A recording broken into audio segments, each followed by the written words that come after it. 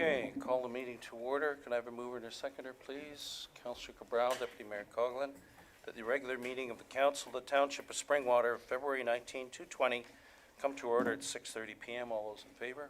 Carried.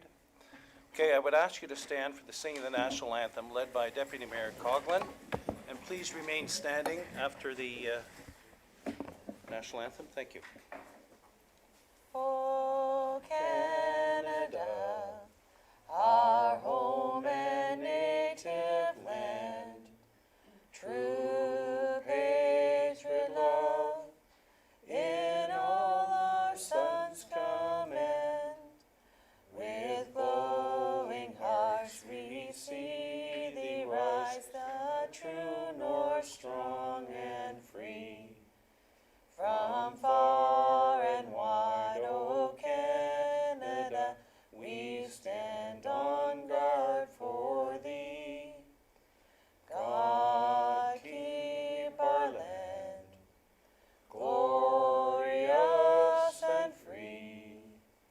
O Canada, we stand on guard for thee. O Canada, we stand on guard for thee. Thank you. Please remain standing. I would ask that we share a moment of silence to express our condolences for the passing of our young Springwater resident, Mark Ramola, who passed last weekend in a tragic snowmobile accident. Our thoughts and prayers go out to his mother, Lisa, his father, Mark, and to Mark Jr.'s sister. Please take a moment.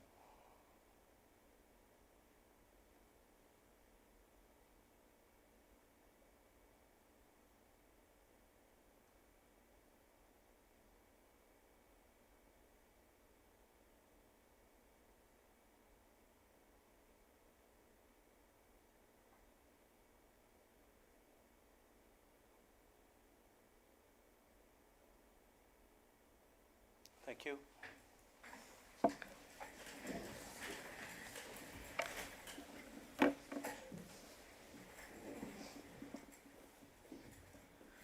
Are there any disclosures of pecuniary interest tonight, Council?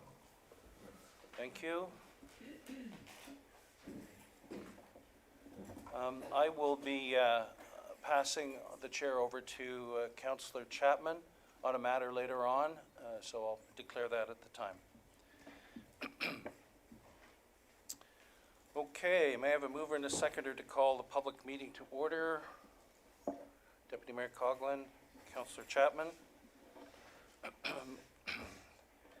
That the public meeting of council held under Section 34 of the Planning Act for ZB 2020-001 by Alan, not related to me, application be called to order at 6:32 p.m. All those in favor? Carried. Welcome to this public meeting of Springwater Township Council held in compliance with Section 34 of the Planning Act to give the public an opportunity to express their views in regard to a proposed amendment to the Township of Springwater zoning bylaw 5000 as amended. The first part of this meeting is to present the amendments. Following that, an opportunity will be given to enable those who have any comments, concerns, or inquiries with regard to these proposals to make their views known to council. In addition to any comments made at this meeting, written presentations would also be welcomed by council. If a person or public body who files an appeal of a decision of the Township of Springwater in respect of a proposed zoning bylaw amendment does not make oral submissions at a public meeting or written submissions to the Township of Springwater before the proposed zoning bylaw amendments are passed, the local planning appeal tribunal may dismiss all or part of the appeal. Any persons who wish to speak should first give their name and address. All comments or questions should be addressed through myself as chair. Oral submissions will form part of the meeting minutes record, including the name and address of the speaker, as information collected under the Municipal Freedom of Information and Protection of Privacy Act. The minutes of the meetings will be posted on the Township website. So we are dealing with ZB 2025-001 by Daniel Lamb and Mark Allen on behalf of Kevin Cullen at 2351 McDonald Road. I'll now call upon the clerk to confirm notice of this meeting and the dates on which the notice was given. Notice of this public meeting was mailed on the 27th day of January, 2020, to the owner of the subject lands and to the assessed owners of 13 properties in the township of Springwater within 240 meters of the area to which the proposed amendment would apply, and to all persons and public bodies as prescribed under the Planning Act and its regulations. Notice was also posted at the assessed property to which the proposed amendment applies, at a location that was visible from McDonald Road. The notice was also placed on the township's website. And did the planning department receive any correspondence in response to the notice of the public meeting? Correspondence was received from Enbridge Gas in an email dated January 27th, 2020, from the County of Simcoe in an email dated January 24th, 2020, and from the Ministry of Transportation in an email dated February 11th, 2020. I'll now call upon Daniel Lamb and Mark Allen to give a brief explanation of the purpose and effect of the proposal. Please come forward.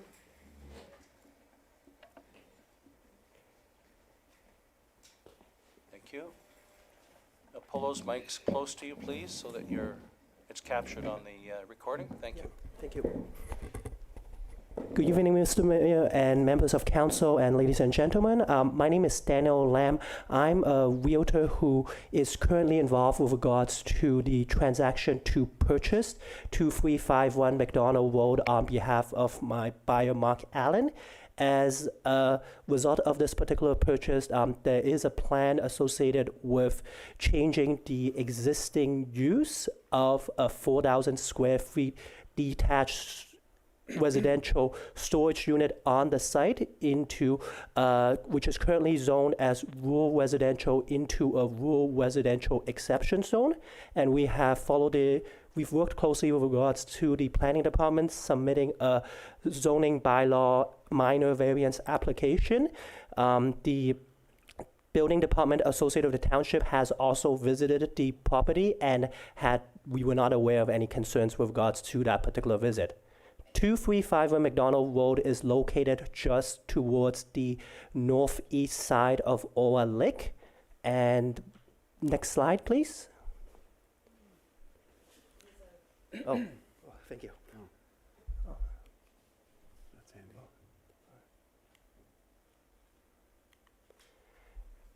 And as you can see with regards to the slide page right now, there is two existing buildings that's on site. One is a 3,500 square feet home, which will continue to be used after the purchase as a residence by Mr. Mark Allen next to me right here.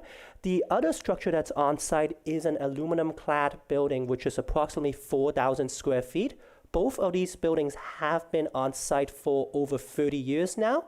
The 4,000 square feet aluminum clad building has had various uses in the past, and my buyer, Mark Allen here, has plans associated with regards to utilizing it as what is defined under the official plan as well as the bylaw as what would be called a home industry use.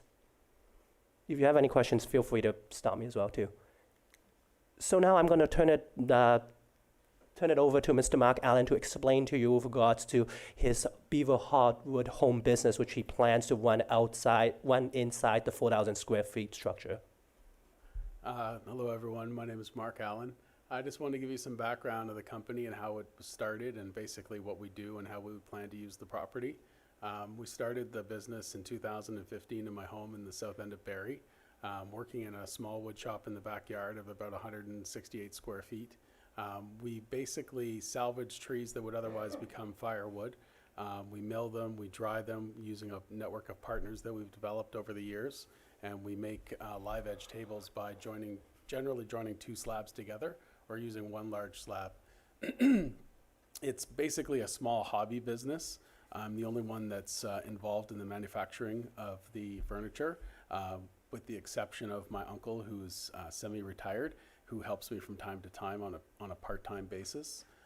When I started building the furniture, we were finishing the furniture in the basement of my home, so we chose a finish that was non-toxic, so we didn't have any VOCs or issues with my young family.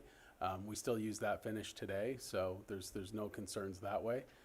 We're also fully insured, and one of the things that they were concerned about was whether the finish was going to have any chemicals or anything like that in it, and it doesn't. So we don't have any retail hours per se. If someone wants to come and see, we don't have a showroom or anything like that. If they want to come and see samples of furniture that we're making for someone else, then it's a by appointment basis, normally on evenings and weekends. So they'll call or text me and we set up an appointment. But it's not like we're open Saturdays at 8 a.m. till 4 p.m. in the afternoon. We're just basically by appointment. As far as noise level goes, all of the furniture is entirely handmade. So handmade is one of those catchphrases. It doesn't mean you don't use power tools. Obviously, we all use power tools or we'd still be making the first table, but they're not industrial power tools. They're power tools that you'd find commonly in DIYer's home, and a table saw and circular saw and sanders and that sort of thing. We don't have big industrial machine or equipment that we run there. Garbage bins, currently we keep one garbage bin outside of the shop that we rent. That could be moved indoors, so it's not going to be an annoyance to anyone driving by or anything like that. And it gets picked up whenever it gets full. And we don't have a ton of waste. A lot of the waste that we have would be wood, obviously, so we donate some of the wood to the schools, and we also use the wood to start fires at home and things like that. So we don't have a great abundance of waste. Yeah, so when we started in 2015, by 2017 we were growing, and we moved into the facility that we're in now, which is on Innisfil Street in Barrie, and it's about 1,900 square feet. So this would be a significant upgrade to us to go to a 4,000 square foot facility. We wouldn't intend to use the whole facility. We'd use the larger section, the 2,400 section, to manufacture the furniture and as the wood shop, and then we'd use the smaller section, the 1,600 foot section, for storage and maybe personal storage as well as storage for the business. Sometimes we have furniture that hasn't shipped yet, so it might sit there for a short while. I don't know if you had any questions for me. Thank you. Thank you. I'll now call upon any members of the public wishing to ask questions or make comments regarding this application. Please come to the microphone and state your name and address. Okay, do any members of council have questions or comments regarding this application? Anyone interested in buying a table? Sounds like great business. I'll be coming to visit you because I have lots of trees, and I'd like to, I've always been wanting to make a table or two out of Yep. them, so. We offer a I'm sure council you could show discount, so me. that works. Thank you for I think attending. we're all in conflict now. Thank you for attending the public meeting with respect to the proposed zoning bylaw amendment and showing interest in the matter. May I have a mover and a second to adjourn this meeting? Councillor Moore and Deputy Mayor Coughlin. That this public meeting of council held under Section 34 of the Planning Act for ZB 2020-001 by Allen application does now adjourn at 6:45 p.m. All those in favor? Carry. Thank you. Thank you, Thank you. gentlemen. Thank you.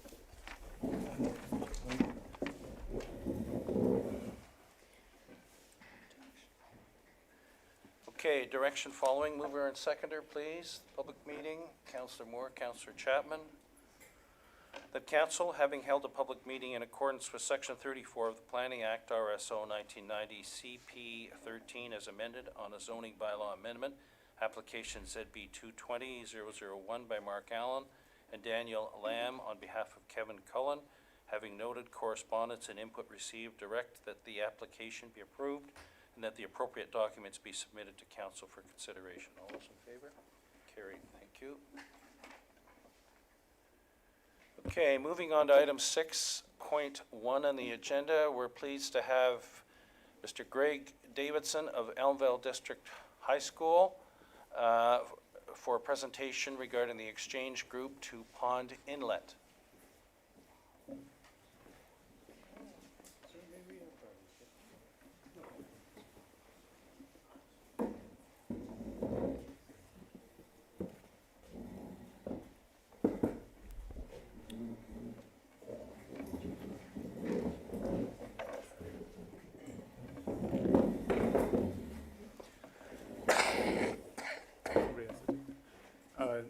Thank you, Mayor Allen and Council. I'm just going to step back. I'm going to allow the students. So I submitted the application under my name, but it was made well aware that students would be making the delegation tonight. So here they are to introduce themselves and continue. Well, good evening. I'm Livia Fleischman. I'm Chloe Giffen. I'm Christopher Hammer. And I'm Mitch Simpson.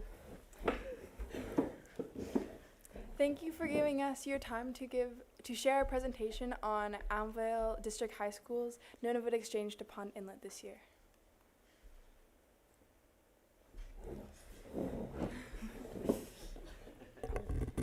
Thank you. We'd like to share with you the benefits of the exchange that we will be going on in May of 2020. So, of course, missing school and having fun with our friends is a huge part of this, but it's not the only part. Growing friendships, not only with the people that we will be visiting in Pond Inlet, but also, the people in our school that we may not have been as close with. We will be getting closer as students. We would like to give our exchange twins the experience of a lifetime. Visiting a place they've never been before. Some of them have never seen trees before, so get a lot of that, new experiences. And of course, learning just a different culture here in Ontario as opposed to their culture in Pond Inlet. So on February 15th, last Saturday, we did our first big public fundraiser besides a bake sale at our school. And we did a polar plunge at Penetang, the Rotary Club. And this was a huge team building activity for all of us, as we hadn't really gotten to know each other very well as people and become friends, and some real cold water. It was a pretty chilly day on top of that. So it was a really successful fundraiser. We raised a very substantial amount of money, and we just got to work together as a team to raise money, have meetings, and just enjoy the day together. We're going to have some future fundraising plans as well.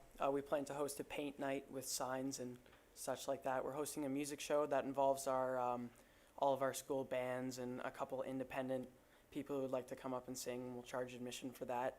And we're going to organize a silent auction. I believe it's the same night as the music show, and we're hopefully going to get some donations for that as well. These events will not only help us to reach our fundraising goal, but also to get the community involved and interested in what we are doing. And all funds will go towards hosting our guests and nothing else.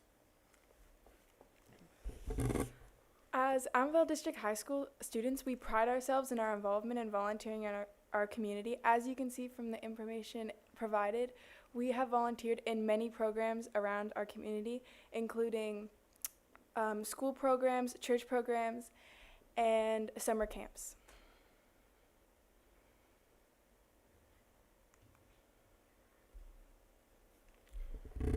We have some things we'd like to, let our exchange partners, experience while they're here in Ontario. Some of those things being like a Blue Jays game, very big, exciting. Treetop trekking, they don't have trees there, mostly. But, and the Elmvale Zoo, Algonquin Park, and of course Niagara Falls. Another thing we really are excited to show our exchange students are more of the rural aspects of Ontario and all of that we have to offer. So we got in contact with the Lalone family, and they would love to show our exchange students around their maple syrup bush and show them the process of it all, show them all the trees, how they tap them. We also wish to take them to a hobby farm to introduce them to some small, friendly animals that they may not have seen before or got to know. And we would like to take them camping, because it's not so easy to camp up there. And so we want them to have that experience of a bonfire and sleeping in a tent and just having a good time with their friends. In conclusion, we are beyond grateful for the opportunity, and we cannot wait to meet and share experiences with our Pond Inlet friends. It's going to be the time of our lives. It's going to be amazing. We are asking Springwater Council for a $1,600 donation, $100 per participant, from the Springwater Swing Golf Funds in support of this exchange. This support will go a long way to helping with our $18,000 hosting budget. And thank you for listening to our presentation, and we greatly appreciate your time you've given to us. Thank you very much for the presentation. They keep getting better and better, so you did a great job. Thank you. Thank you to your teacher, too. So, questions, comments? Deputy Mayor Coughlin. Yeah, thank you, Marilyn, and through you, thank you again for coming forward, and I'm super excited for you guys. I think this is going to be a really good one. Looking forward to you coming back. When you have your additional fundraisers, if there could be an email to members of council just to let us know what you're doing so that we can attend if we would like to do so. And also, the $100 per participant, I think, is a great idea. I know that we've done a different amount in the past, but I know we haven't done a lot with our money from the previous golf tournament, and I think that we could put forward an amendment just to make it around to $2,000 and carry on, because why not? Nothing, not on the spot. That's an amendment. Okay. Is there a seconder with respect? Okay, we have to, okay, yeah, we're moving the initial, that the delegation from Greg Davidson and students on behalf of Elmvale District High School Exchange Group to Pond Inlet be received. Mover and seconder for that, Councillor Moore, Councillor Chapman, and you're proposing an amendment to that.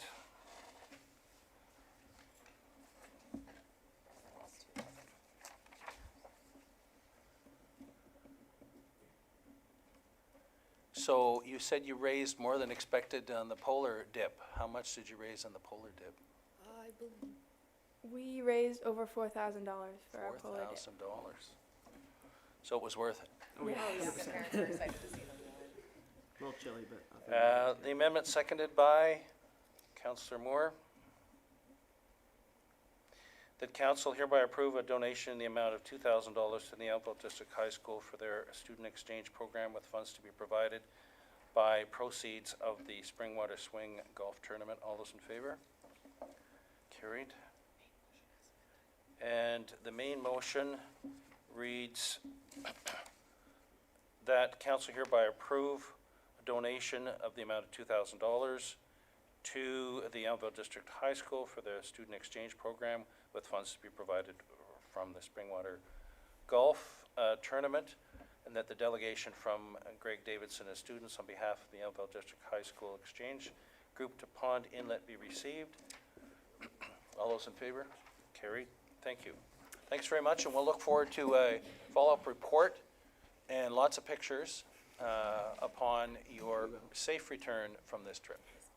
We would like to invite you to a dinner at the Lions Club on Tuesday, May 19th. Tuesday, May 19th, we will write that down.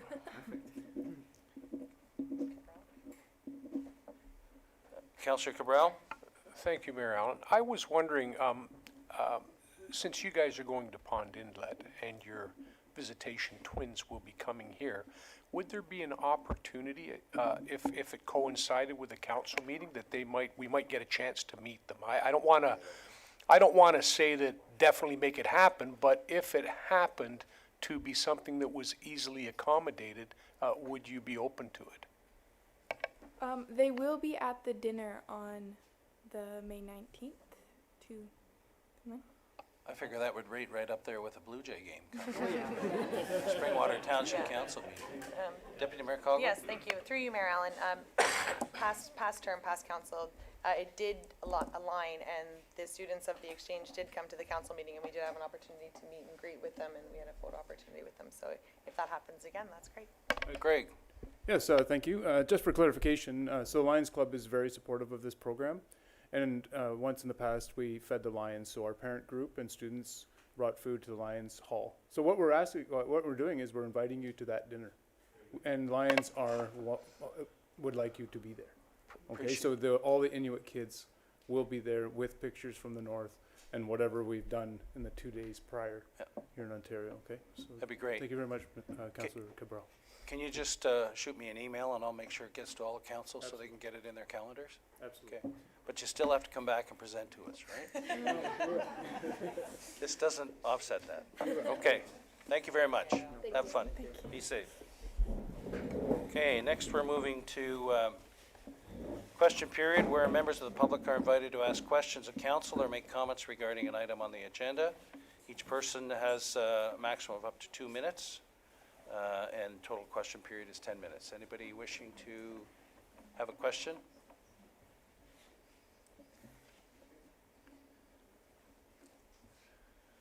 Okay, next we have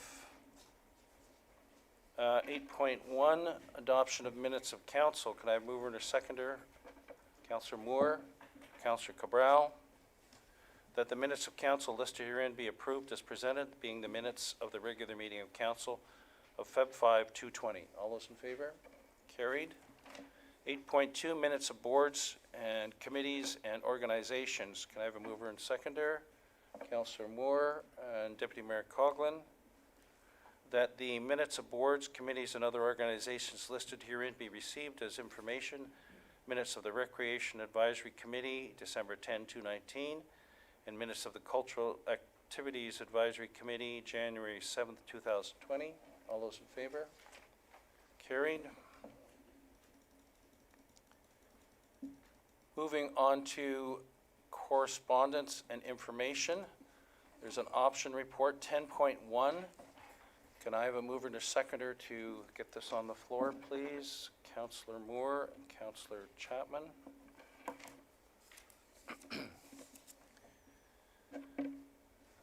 Okay, before we proceed with questions and comments, I'll turn it over to Director of Public Works, Director Coleman, to give us an overview, please. Thank you, Mayor Allen. The township retains the services of a consulting engineer for its development reviews. This includes reviewing the engineering plans, the draft plan conditions, following through to inspection and final completion of that. It would be very difficult, I guess, for us to do this type of work in-house as the consulting engineer employs several engineers, technicians, and specialists for stormwater, sanitary services, water treatment, and that sort of thing. What has come to light recently is that basically since the end of 2014, we have been without a formal agreement. So staff is looking to council to direct us in one way or the other, whether we renegotiate with our current development engineer or we issue a request for proposals. So I'm willing to answer any questions that you have. Thank you. Open it up to council for comments. Councillor Cabral. Thank you, Mayor Allen. More just observations, but I was reading it. It's a very, very long association, and while it certainly, according to the staffing report, does seem to provide some perceived benefit, it also underscores a much higher threshold of familiarity, which may, in and of itself, present some level of complacency. It would seem the most prudent thing to do upon reaching the conclusion of any term contract situation for a product or a service, in my opinion anyway, would entail some level of due diligence, in particular when entrusted to act for our residents, and engage in some research and solicit quotes to ensure that the fees being paid are commensurate with the service or product being provided. I'm thinking that it's probably in township's best interest, given the period of time that has passed without contract, to have staff prepare a request for proposal, excuse me. Simply renegotiating the terms and conditions of a new contract, I believe would give the appearance, warranted or not, to be single sourcing these services. In addition, it might very well be the case that over the course of these many years, some smaller engineering firms have grown and other newly established firms may now exist, either of which may be in a position to provide a similar scope of services under contract to the township. So I'm in support of a request for proposal moving forward on this. Thank you, Councillor. Other comments? Councillor Hanna? Thank you. I'm familiar with Ainley, as most of us are. They provide a great service over the years, but I do have to agree with Councillor Crabell that maybe we should be going out just to make sure we're doing everything appropriately, and that would not stop Ainley from also, in my understanding, from competing for the renewing of the contract, even if we went out with an RFP. My question would be that, do we have to have just one engineering group, or could we have a major group, and then, as mentioned, if there's smaller engineering groups, allow them to do some of the work for us as well? Director Coleman? Thank you, Mayor Allen. Through you to Councillor Hanna. We could issue an RFP in that way where we have, I guess we could shortlist it or something like that. I guess the benefit of having one would be, it wouldn't be a question of who you're going to, I guess. It would be, you know who you're going to. But I mean, we could certainly explore that as an opportunity. Follow on? Thank you, and I guess it would be unfair of me not to add, residents that were involved in the opponents, if you like, to the Midhurst secondary plan, now that the environmental assessment has been returned to us by the province, some of them have commented the fact that maybe at this point, we should be looking for somebody else to follow up with the Midhurst secondary plan, so there's a different view, if you like, than what was presented by Ainley, who did a great job, but I'm just saying this is what a lot of residents have commented on. Okay, thank you. Other comments? CEO, do you have anything to add? Thank you, Mr. Mayor. I guess through you to members of council, you know, the comment about the RFP. I guess, you know, my comment would be on that is from a development perspective, I would suggest, my opinion would be is that, for what it's worth, would be essentially that you would only hire one development engineer throughout the township to remain consistent in the development aspect for all of Springwater. I know, for example, when it relates to different projects, capital projects or road projects or other water, wastewater type projects in the municipality, I know we've gone out in the past where we've issued an RFP and we've hired a pool of engineering groups, if you will. And we were successful with that. With that said, for the most part, it came down to, we hired 3. For the most part, only 2 kept bidding on the different projects that we had. And so there was some sharing of projects. I would, again, for capital projects, I would suggest maybe doing that. But again, from a development perspective, to remain consistent and making sure that development throughout the community is consistent, my recommendation would be to have one development engineer on staff, if you will, and or on record with the municipality. So. Okay, thank you. Yes, Councillor Moore? Thank you, Mayor Allen. I just wanted to put forward that while I do appreciate the history that Ainley Group has had, the relationship with the township and all the hard work that they've done, I think it is prudent that we send it out for RFP at this stage and ask for maybe differing opinions and different eyes. I think it's a good idea to have different lenses. So I'm in support of that, the RFP. Thanks. Thank you. Well, we certainly have appreciated, continue to appreciate the work that Ainley does, and would hope that they would be bidding in this RFP process, if that's what we decide upon. So we have a mover and a seconder. It sounds like it's option 2, that staff prepare a request for proposal for a township engineer of record for development, review services, and advertise via bids and tenders. Is that the mover and seconder? Okay. All those in favor? Opposed? Carried. Thank you. Next, we move on to action reports 11.1, and their action reports 11.2 through 11.15. Quite a bit of material there. Let's talk about ones that we have questions. Oh, let's talk about ones we want to pull first. Councillor Cabral? I'd like to pull 10.1. 11? Sorry. We're at 11. Yes, 11. 11.2? Yes, no, 11.2, 11.4, 11.8, 11.9, and 11.14.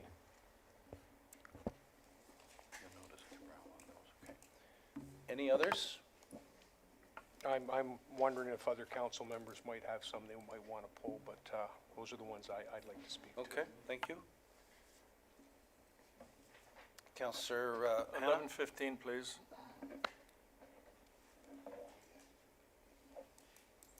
Okay, so mover and a seconder for these action items, please. Councillor Cabral? I'm sorry, Mayor Allen, I believe 11.10, service delivery review scope and project plan. Okay. Are you moving the others then? Moving to accept the others and then we'll accept these? And a seconder? Councillor Chapman, that the action reports, report items 11.2 through 11.15 be received and that the recommendations contained therein be approved as presented. That's 11.3, the tender 219-42 PW surface treatment. 11.5, in situ repairs, contract extension. 11.6, 219 tax adjustments and supplementary taxes. 11.7, final completion, Stone Manor, Phase 1A and 1B. 11.11, official plan review, update, Phase 2 direction report.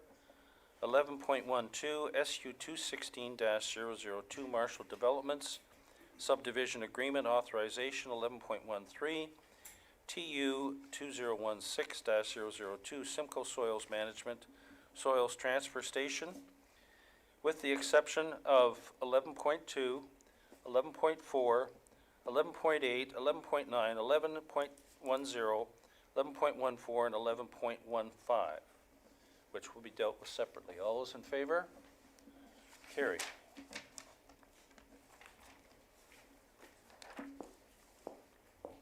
Okay, this is 11.2.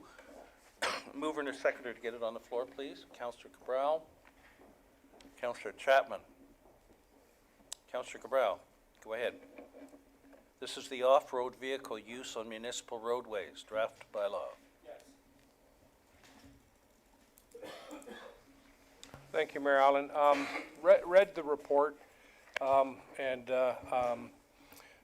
gave a lot of consideration to a lot of things that were in there. One thing I wanted to point out and keep clear is that people who operate their off-road vehicles, ORVs, on any highway, be it municipal or otherwise, are required to have insurance.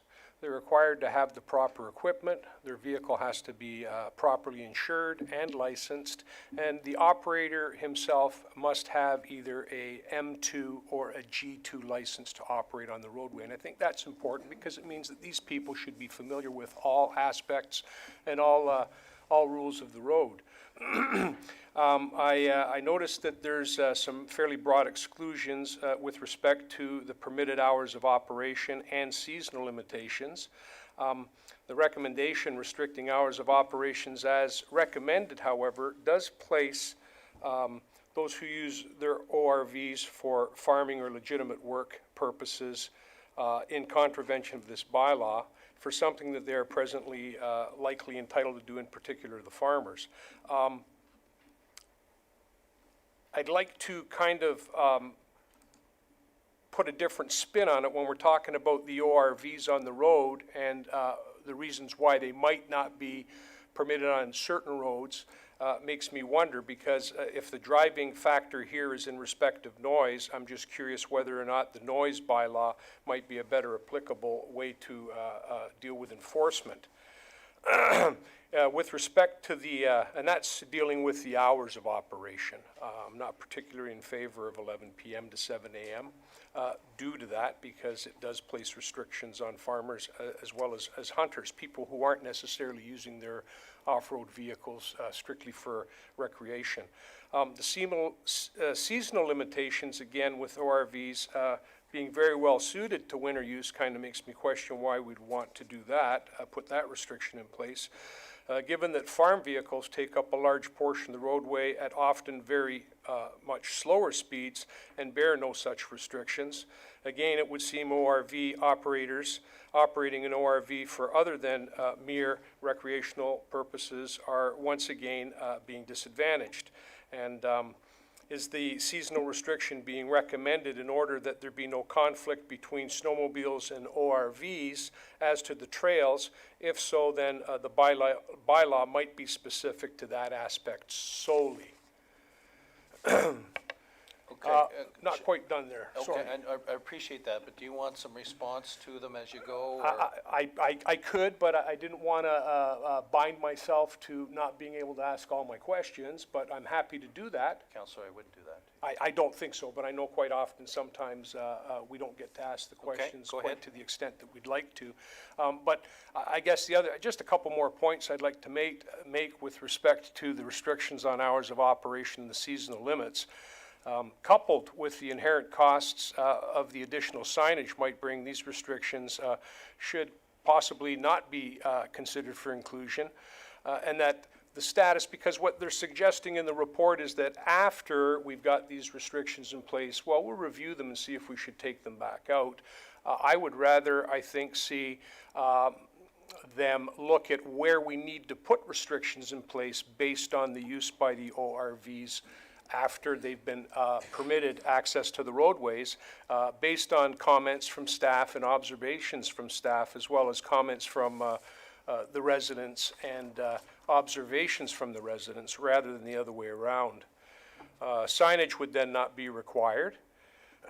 Roads and property restrictions, again, given that ORV operators must have a minimum of a G2 or M2 license, and in consideration that farm vehicles, while requiring that the operator be 16 years of age, they require no license to be operated on a highway and create far more interference with the movement of traffic. Additionally, and I'm talking about the road restrictions that were listed there, a specific number of roads. Additionally, cyclists, even those younger than 16 of age, are permitted on these very same roadways, and they are less visible to other motorists given their size and stature, and ride at the road's edge, not even on the gravel, and are not required to ride on the shoulder. So I just wonder why ORVs, having to be licensed and having people who drive on the road, are going to be restricted from utilizing these roadways. As far as the municipal property is concerned, I agree with that, but I think, I guess one of my questions there would be, are snowmobiles permitted on municipal property presently? I guess that would be a question that I'd like to ask right now. And I guess I should be directing that to... I'll direct it through to Director Belfry and Senior Municipal Law Enforcement Officer Brittany Kellington. There are numbers of questions there, so I'll let you piece out how you want to respond. Thank you. Through the mayor to Councillor Cabral. Snowmobiles aren't allowed on municipal properties right now in parks and whatnot. The bylaw prohibits that. For the other questions,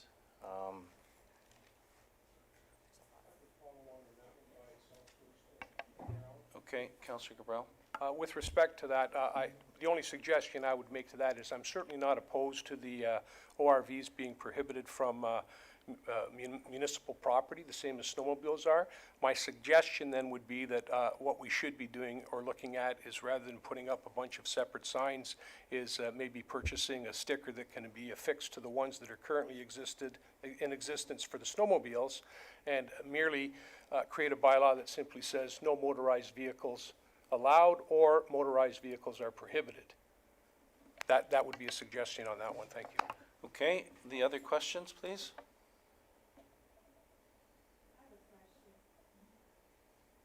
Where's that coming? We're not taking questions from the public at this point in time. You're welcome to pose the question after the meeting. Okay. Yep. Director Belfry. getting used to the button, sorry. Through to the mayor, to Councillor Cabral. Bylaw officer we just want some clarification on some of the questions. Go ahead, please.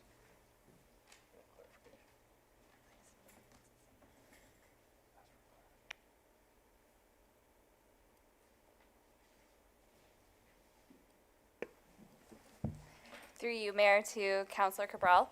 If you don't mind restating some of your questions that you did have for the hours of operation, are you looking at having no hours of operation and kind of going more towards the noise bylaw for the noise level that might have? Because one of our concerns was also liability of the ATVs being during riding in the nighttime as well on our road. So that was something that we did look at in neighboring municipalities. They did have the hours of operation.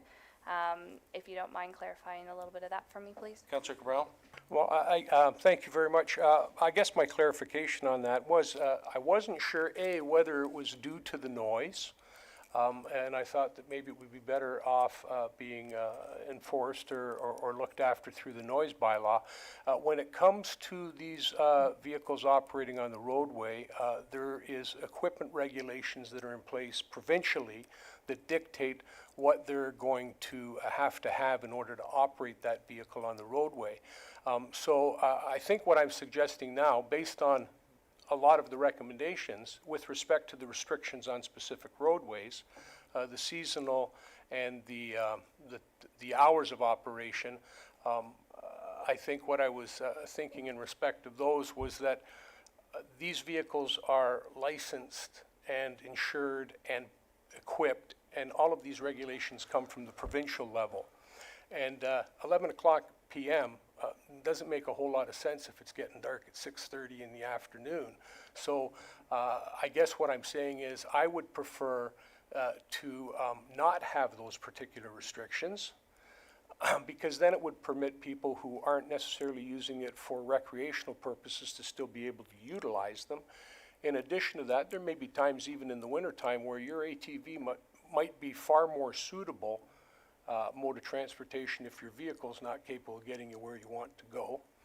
And I was thinking that rather than having a review after putting restrictions in place, is do a review and then determine what restrictions might be required down the road. That's my thoughts on that. Ms. Killington? Thank you, Mayor, to Councillor Cabral. We can definitely come back to you with some questions, and maybe staff can look and review it, and then bring something forward. Okay. Other comments, Councillor Hanna? Thank you.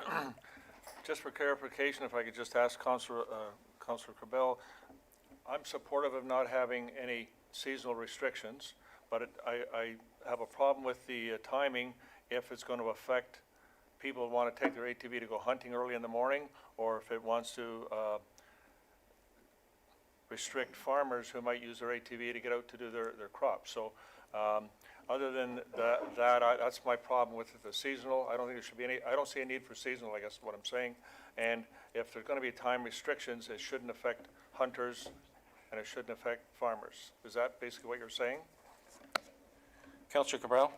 Thank you. I think that's what I was mainly getting at. I don't know if a recreational rider is going to want to go out at 4:30 in the morning, but I can tell you that farmers, a lot of them are up that early, and certainly people who are going to engage in hunting and utilizing that mode of transportation as a tool to engage in hunting, they're up very, very early to do the same thing. So I would certainly be open to an exemption for them if in fact we moved forward with a restriction as far as time is concerned. I would also probably be open to a restriction as far as time is concerned, very much in the same manner that you're restricting the use of the ORVs within the settlement areas, the built-up areas. That might work too, and it would satisfy it. So is this then something that we should consider referring back to staff to do some further work on those particular aspects of the bylaw, draft bylaw? Yes. Proposing an amendment along those lines? I would propose an amendment along those lines only because I know that staff wants to bring it back to us. Yes. And I'm also quite aware that some people who are here are looking to be able to utilize their ORVs based on what this bylaw finally defines. Yes. So yes, I would like to do that. So We're just drafting up an amendment here, potentially.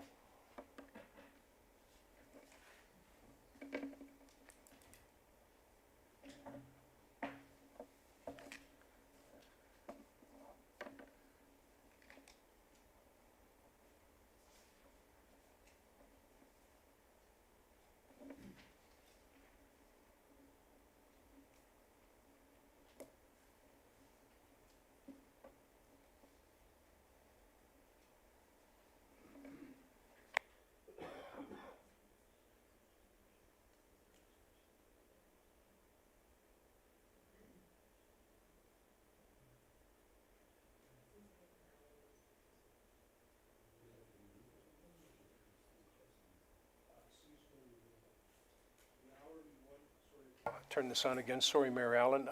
The seasonal one, that restriction, I'd like to see removed, and I don't know if everybody else is in agreement, but that would be part of my amendment.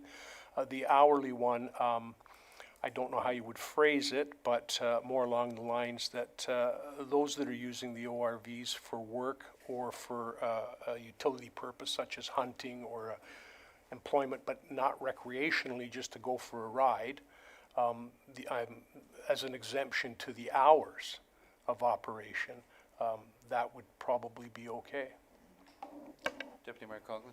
Through you, Marilyn, and this might maybe save a little bit of turnaround, but would not be possible for council to vote this evening in order to remove a section so that our staff aren't coming up with another recommendation? If this council doesn't want to see a seasonal restriction and wants to see an exemption for hunting and also for farming, we could just put that forward to staff as our recommendation, as what we would approve today, and the next bylaw will then reflect that, and we can continue to move forward. Councillor Cabral? Thank you, Mayor Allen. That still leaves the issue of the restricted roadways unresolved. I would suggest that if we're going to not have a restriction, that it might be appropriate to spend the money that we were going to use to put up signs to prohibit the ORVs from going on those roads, that we might still keep those signs in place, but rather appropriate them as a warning device to allow motorists to know that ORVs and cyclists might be found at those locations. Director Belfry and Ms. Kellington, can you comment on the restricted roads further than what was in the report? Those roads were restricted because of, and how does Councillor Cabral's point with respect to cyclists impact that or apply to that? Thank you, Mayor Allen. So through you to Councillor Cabral, related to the roads that we have recommended be restricted. We reviewed township roads that have traffic volumes in excess of 3,000 cars per day.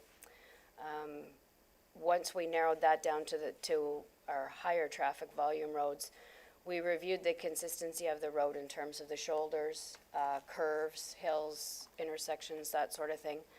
And we've come up with these four as our recommendations of what we would prefer that ORVs are not allowed to use. The reasons are pretty much stated in the report. We have some narrow shoulders in places, we have winding roads. In some places, Finley Mill Road, for example, there are no shoulders per se. We have a paved area behind the curb. St. Vincent Street, again, we have narrow curves, but we also have, I guess, a situation where south of St. Vincent Street, there's nowhere to go. You go into the city of Barrie. So those were our recommendations. Whether you choose to adopt those or not is certainly at the will of council. In relation to bicycles, well, honestly, I've never been asked to review what roads bicycles should be allowed on and shouldn't be allowed on, so I might say the same for these roads. But we don't have a bylaw restricting bicycles. So that's my recommendations from a professional capacity on what I think may cause some conflict between our vehicular traffic and ORVs. Councillor Cabral? Thank you. I think the analogy I was trying to make with respect to the bicycles is they're far more vulnerable than someone on an ATV. As far as locations that have no shoulders, the Highway Traffic Act provides that someone on the ORV in a situation where there is no shoulder has to basically stay to the right-hand side of the road. I just really, to be quite frank with you, don't see how an ATV there with the proper equipment, licensing, insurance and everything, other drivers are the ones behind that ATV or ORV. It's incumbent upon them as well to make sure that they can go through there and not interfere with other traffic that's already there. So I just see that it's a restriction that tends to restrict the ORVs, yet we have cyclists doing the exact same thing and are far more vulnerable, that's all. Okay, Councillor Moore? Thank you, Mayor Allen. Through you to Director Coleman. I just wanted to ask a question about the North Simcoe Rail Trail, which part of it is in my neck of the woods. Are the ORVs excluded from the North Simcoe Rail Trail? It says that there will be no signs there, so I'm curious to know what the recommendations are. Thanks. Is that to Director Coleman or Director Belfry? Sorry. Director Belfry. Through the mayor to Councillor Moore, currently we've had in the report that we want to get out and inspect these trails in the springtime. There was the request to allow access to these trails. In talking to staff that have more background in the trails than I do right at this point, they've requested that we get in and look at the maintenance of them and see what the issues are. In meeting with COATV, we've agreed to go out into the springtime together and review the trails and see what the access point, some of the concerns are around side-by-sides and other uses of the trails, whether it's horseback riding or pedestrian, bicycle, just to make sure that there's enough room around everybody. And the same with unopen road allowances. We want to get in there in the springtime, take a look at them and see what can be done and whether we can open them up. So in our meetings with COATV, that's another thing we're going to go and look at. Follow on? Thank you, Mayor Allen. So Director Belfry, if we approve this, then you haven't actually looked at the trails to know what possible obstacles are there. And I know this particular stretch of trail has a lot of winds and bends, and so I'm a little hesitant to approve it, or at least vote to move forward if nobody's actually looked at it. CAO Schmidt? Thank you, Mr. Mayor. So, and correct me if I'm wrong, by all means. I believe in our first conversation, sorry, through you, Mr. Mayor, to Councillor Moore, my apologies. I believe in the conversations that we had with the COATV Club, they were requesting access to a number of unopened road allowances and also the North Simcoe Rail Trail. We're not proposing tonight, if you approve tonight's staff report, we're not proposing that we would be opening that up right now. We're proposing that we would be going out with the COATV Club and reviewing those trails over the next number of months and then coming back to council with a recommendation as to whether to proceed with them or not. So at this stage, it's my understanding that the North Simcoe Rail Trail, it would not be accessed by the off-road vehicles. Okay. Councillor Cabral? Thank you, Mayor Allen. Actually, in all fairness, I've been remiss. These particular roads that these vehicles are going to be restricted from, I've expressed my thoughts on it, but I think it might behoove me to take some form of direction from the two ward councillors who actually have these roads in their wards. So I'm just open to comments from Councillor Hanna and Councillor Moore as to their thoughts, and I'm happy to abide by however they feel. Councillor Hanna? Thank you. St. Vincent, the shoulder is sandy.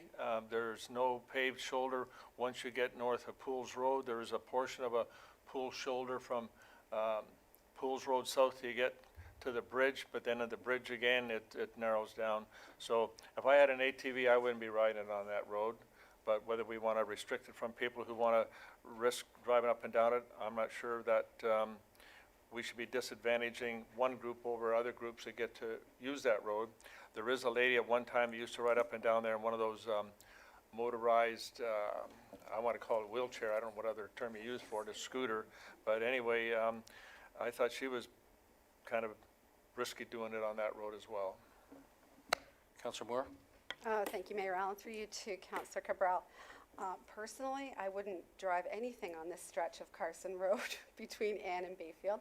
It's, besides a lot of traffic, and fully in agreement with what they recommended here, it's a dangerous spot.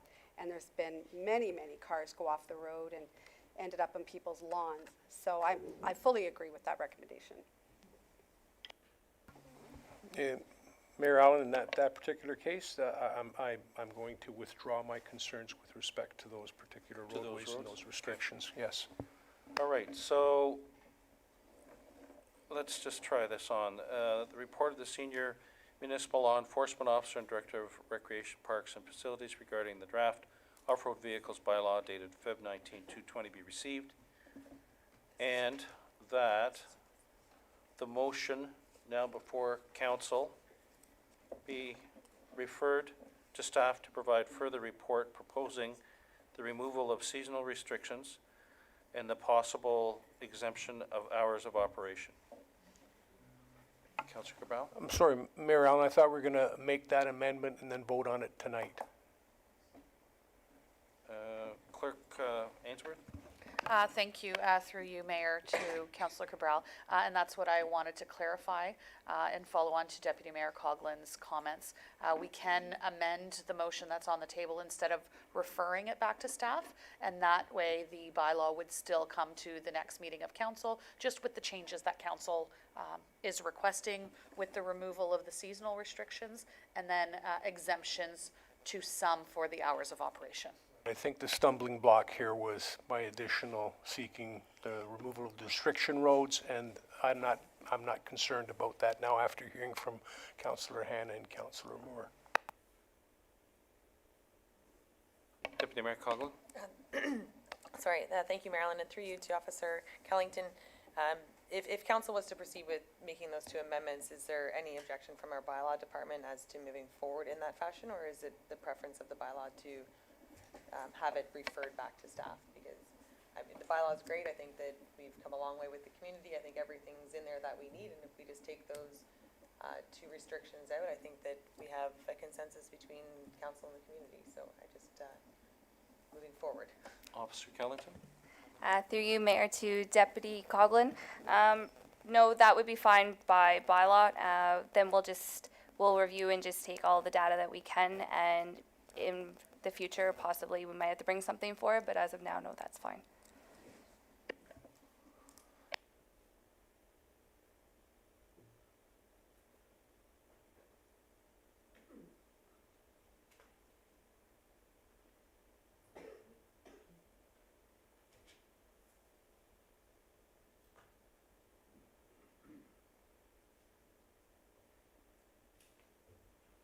Okay, and so the motion reads that the motion now before council be amended as follows. Add, and that the draft bylaw be amended as follows. Remove seasonal restrictions and add an exemption to hours of operation. We need a mover and a seconder for that. Deputy Mayor Coughlin? And just for clarification, the exemption for the hours is specifically to hunters and farmers, right? That's, no? Hunters, farmers, and people who actually utilize their ATV for work purposes, I guess. I think what we're trying to do is say no recreational riding from 11 p.m. till 7 a.m. Maybe that's the way we should phrase it. How could that begin to be enforced? And I look to Officer Kellington. If we had a restriction along those lines, would there be any way of enforcing that? It might be difficult to enforce that. You would just it would all be what to speak to somebody to find out exactly where they were going. It would be how they would explain to us, and we'd have to go by just doing an investigation. That's the route we would have to go on that. Okay. All right, we need a seconder with respect to the amendment. Councillor Hannah. And the amendment is, so it's receiving the report and that the motion now before council be amended as follows. And that the draft bylaw be amended as follows. Remove seasonal restrictions. Add an exemption to hours of operation for hunters, farmers, operators using for work purposes.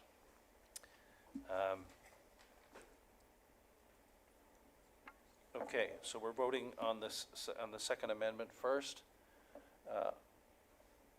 All those in favor? Opposed? That's carried. Main motion that the report from Senior Municipal Law Enforcement Officer and Director of Recreation, Parks and Facilities regarding the draft off-road vehicles bylaw dated Feb 1920 be received, and that the draft off-road vehicles bylaw be presented for consideration at the March 4th, 2020 regular meeting of council, and that the draft bylaw be amended as follows. Remove seasonal restrictions, add an exemption to hours of operation for hunters, farmers, operators using for work purposes. All those in favor? Opposed? That's carried. Okay, next was 11.4, a traffic calming measures policy and guide. Councillor Cabral. Thank you, Mayor Allen.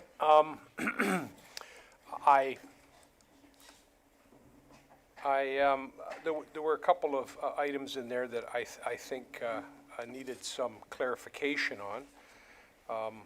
And there was a couple of things that, as a result of replies that I'd got, I was of the opinion that they would be contained within the draft. One of those was in our previous traffic calming policy, there was a section which permitted that wherein traffic calming was not approved, that the ward councillor would be able to reconstitute or make the traffic calming move forward upon getting, I believe it was on making a presentation or coming before council and bringing it forth and getting council approval to move forward with it. But I noticed, unless I've missed it, that it's not in the traffic calming policy. So that was my one question. I have a few. So I guess through you to Director Coleman.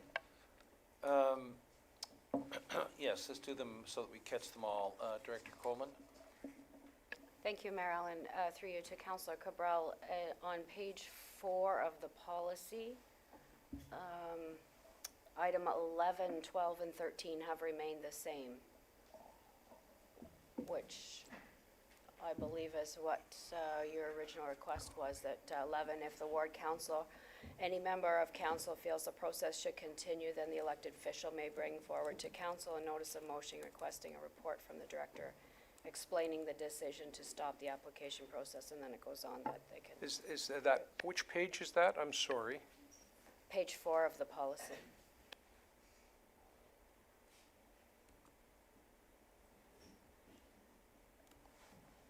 I did notice that the section that talked about the application, if it met with the criteria that the councillor, ward councillor, would be advised. But I did actually look for that particular section you're saying is on page 4, and I must apologize if I did not see it, and I have to apologize because on here my pages are not numbered. Okay, so that appears to be on it. Maybe you can check that later. Just I to will. confirm. Next. Thank you. The other point I wanted to bring up is I noticed that the bullards are still in there, and I would like to direct you to page 13, if we could bring it up on the screen, please.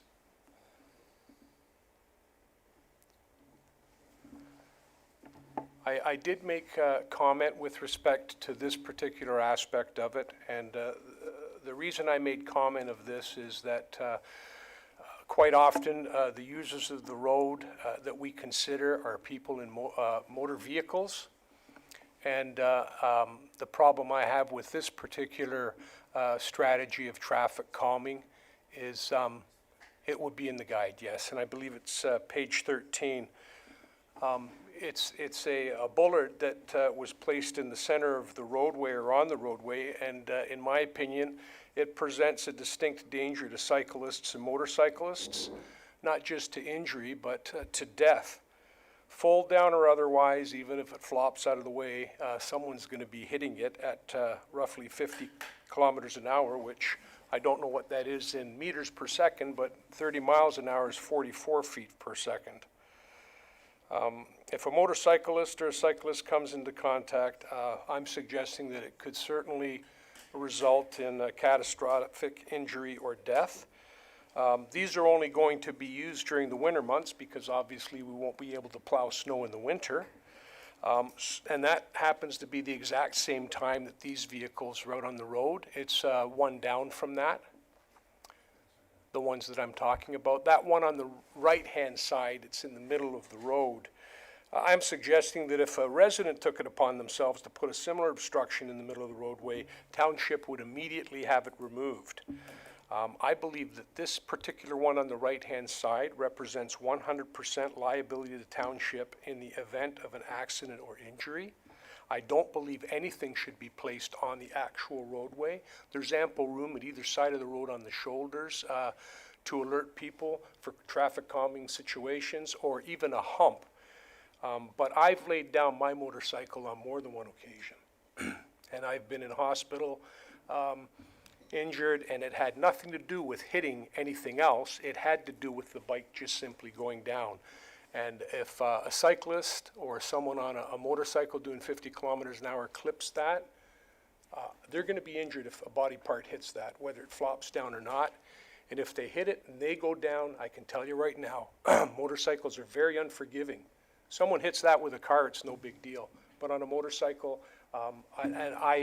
I would really, and I would strongly ask that council either take this right out or ensure that it would only be utilized in the rarest of circumstances. I don't think that the people who designed this even had a head on their shoulders to know that someone might hit it on a motorcycle, because everything is designed for people who have four wheels on the ground. I might go as far as to suggest, and I'm not sure exactly where this is, but I believe that there was one located on Carson Road, and I don't see Carson Road myself as what one might call a residential roadway. I see it as a roadway that people use to get from point A to point B, and that people in the neighborhoods get on to get where they're going to, but it does happen to be 50 kilometers an hour.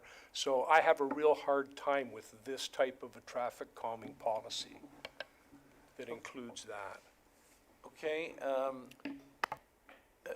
just before, Director Coleman, Barry had something like this, didn't they? Maybe you could, do you have any comments before I go to Councillor Hannah? Thank you, Mayor Allen.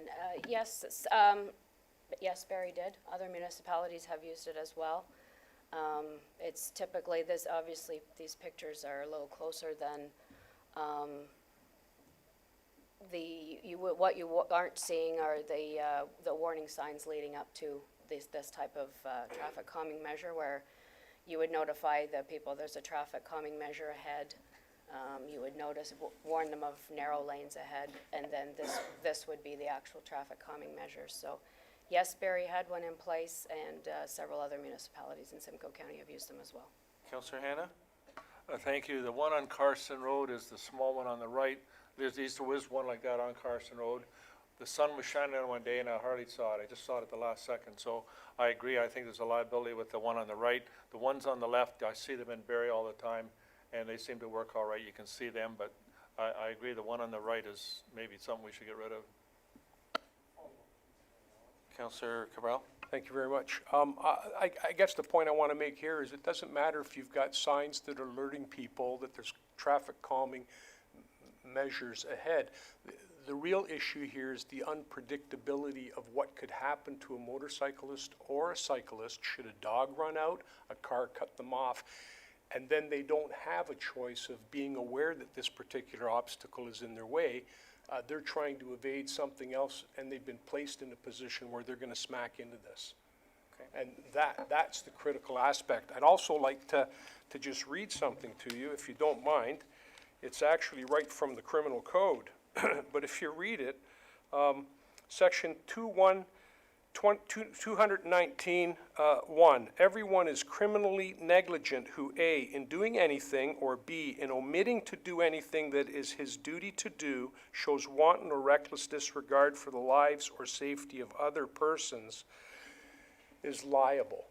And I'm suggesting that that's exactly what this is, because we know someone can be injured by putting it in the middle of the road. And that's why I feel the way I do. Councillor Moore?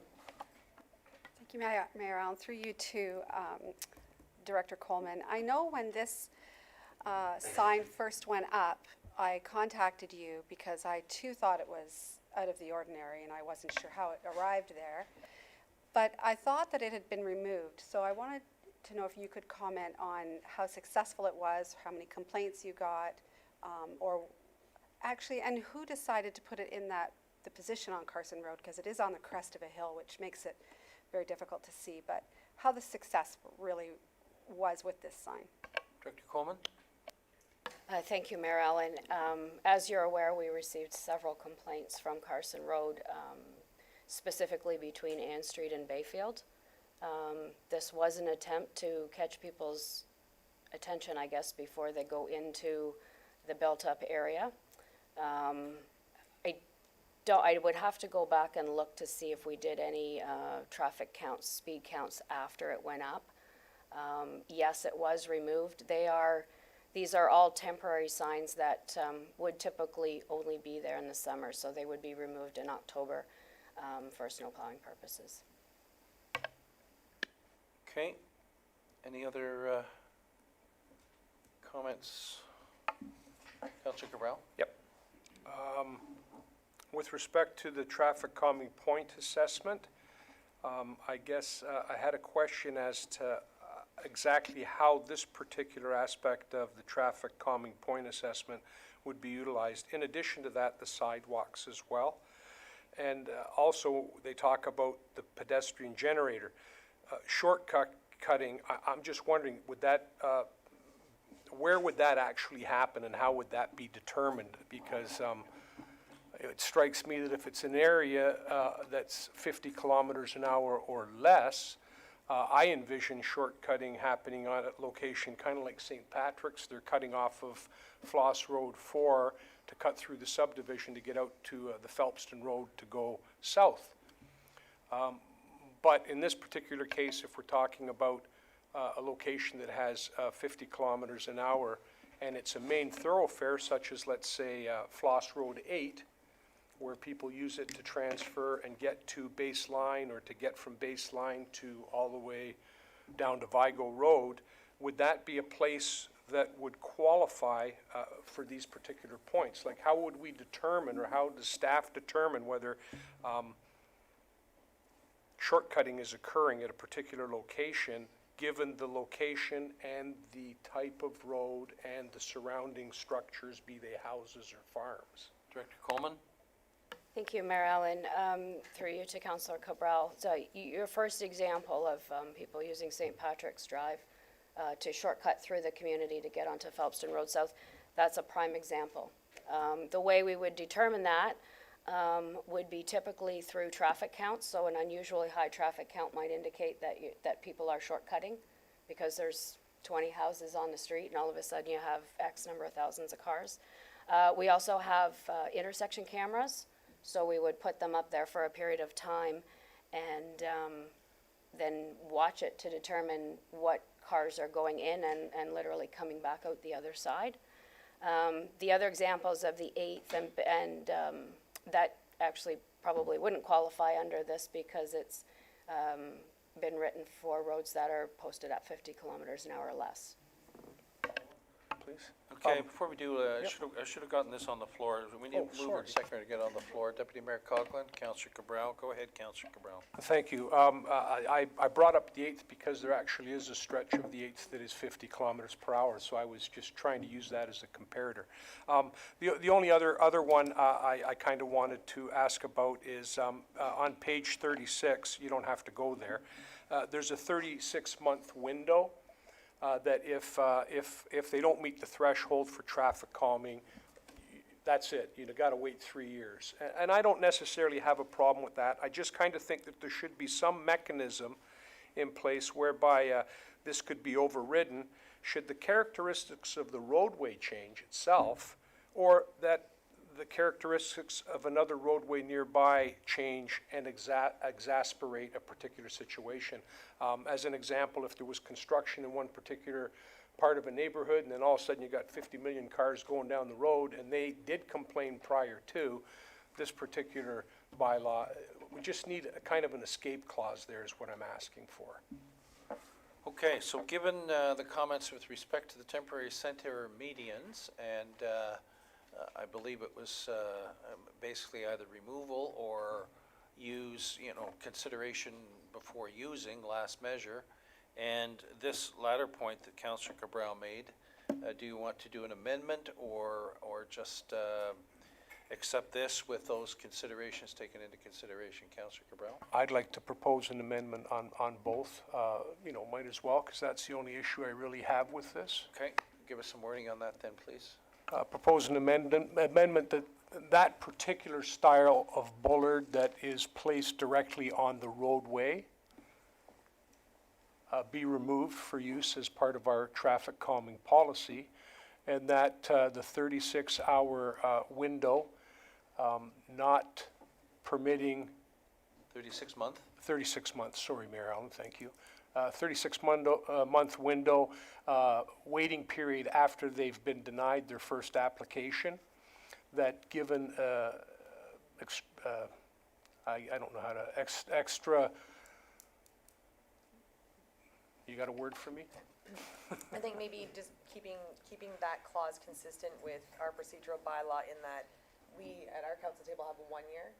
So it's any new information, you can bring it forward anytime, but if there's no new information, it's 1 year before council will. That would work. I just want to have something in there so that we're not tied to telling Okay. people you can't have it. Proceed with the clerk there for some wording then, Deputy Mayor Coughlin. Thank you, Marilyn, and during that process, the on-road traffic calming measures, while we did have information provided by Councillor Cabral from the criminal code suggesting negligence, we need on-road in some fashion, because if it's not on the road, it's not going to calm traffic. I do agree that the mobile signs, the initiative from our council, is a great initiative. I think that those on the side of the road do grab the attention of the driver, but if we just put signs up on the sides of the road that says, please slow down, we have those at the beginning of all of our communities, it's not going to work. I think that the solo sign that council is talking about, maybe removing that one, but the on-road, whether it's a speed bump or hump, or we don't want to go there, but the initiative to bring traffic in and out again, it seems to be working in other municipalities, and to remove that completely as an option for us, I can't support that. If it's that one specific solo sign, and unfortunately I didn't drive it to see the previous signs leading up to it, but to remove on-road impairments, I think that we're defeating the purpose of traffic calming. Well, I understand that the amendment is referring to the center median signs, so not all on-road signs. And thank you for that. If it's a solo sign, my apologies, Councillor Hanna, it's just a follow-up here. So it's. I don't want to get the motion passed before I make a comment, thank you. So it's just the solo, but the ones where they have the sign and then the pylons beside it, I find those to be effective. If it's the individual simple solo sign, that's fine. That's nothing more than saying that there needs to be the use. But to prevent us from being able to use that in all areas is, I don't see the purpose in it. Councillor Hanna? Thank you. Through to you, Councillor Coleman. Director Coleman, please. On the first appendix, it states at 2.1, it says, traffic calming only applicable to roads and road segments with speeds posted of less than 50 kilometers an hour. But my understanding from reading the manual that we can put speed or use traffic calming on roads that are 50 kilometers an hour. So the way this 2.1 reads in the first appendix, I guess I'm looking for clarification, but I understood the traffic calming applied to 50 kilometer an hour roads as well. Director Coleman? Thank you, Mayor Allen, through you to Councillor Hannah. My understanding was that the intent moving forward, that the traffic calming policy would be applicable to roads that were posted at 50 kilometers an hour or less. Thank you. So that 2.1 on page 2 of the first appendix is an error. Director Coleman?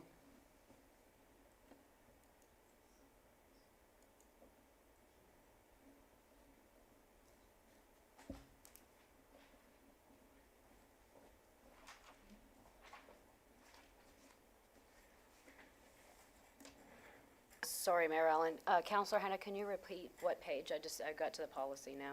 Councillor Hannah? Yes, I'd be pleased to, and I don't know if it's that important because it's not part of the guide, but it's the first appendix in your report, page 2, item 2.1, that traffic calming only applicable to roads and road segments with a posted speed of less than 50 kilometers an hour.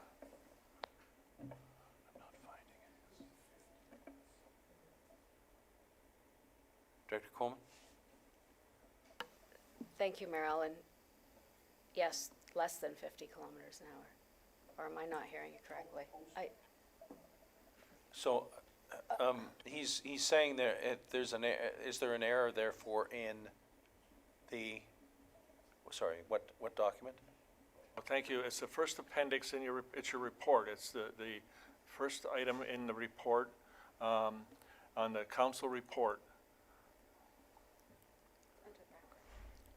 Yeah, it starts off, report highlights, then goes recommendations, background. At background, there's second page, 2.1. I'm suggesting that that's an error because we do apply traffic calming on roads that are 50 kilometer an hour. I'm still not finding it. Director Coleman? Thank you, Mayor Allen. Yes, it should have said a less than or equal to, I guess, would be 50 kilometers an hour with that. In the report. Okay. Councillor Cabral? Thank you, Mayor Allen. Just a clarification with respect to my proposed amendment. I'm speaking specifically to the bollards that are placed on the traveled portion of the roadway as a calming measure. I'm not referring to the speed bumps or any of the other ones or signs at the side of the roadway, specifically the vertical ones that are, that's what I'm talking about, not any of the other traffic calming measures.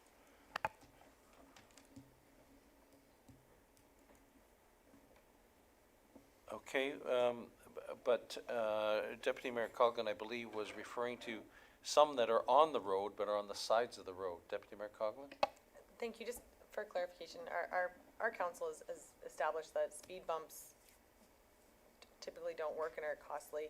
Also, if we take out the on-road, anything on the road, what does that leave us with? And I think that if we have the pillar in the middle, but still have the visuals, the pylons beside it, we can be effective. If we're concerned that placing a solo item is a hazard, that I can understand. But to remove that option completely is not something I can support. Councillor Cabral? Thank you. I think there needs to be some clarification when it comes to the definition of roadway or a highway. I'm talking strictly about the traveled portion, the paved portion where the vehicles and motorcyclists and cars would be on. You could certainly put as many signs as you want at the edge of the roadway or on the shoulder or on the whatever part of the highway you want. I'm strictly speaking about putting obstructions, vertical obstructions in particular, on the actual paved roadway, like the one that was up there right now on the right-hand side. Deputy Mayor Coughlin? And thank you. So for clarification, the one on the right is not acceptable, but the one on the left, is that acceptable? The one on the left is obviously a lot more visible. It still presents a hazard to anybody on a bicycle or anybody on a motorcycle that comes into contact with any aspect of it. However, I will lean towards that might be considered almost like a center median, although it's certainly not. I have difficulty with that too, but I really had difficulty with the one on the right-hand side. I think there's other ways for us to alert drivers or make them. I don't think we've ever done the one on the left. As a matter of fact, I'd have to say, I don't think I've ever seen that one anywhere myself. Okay, this is not.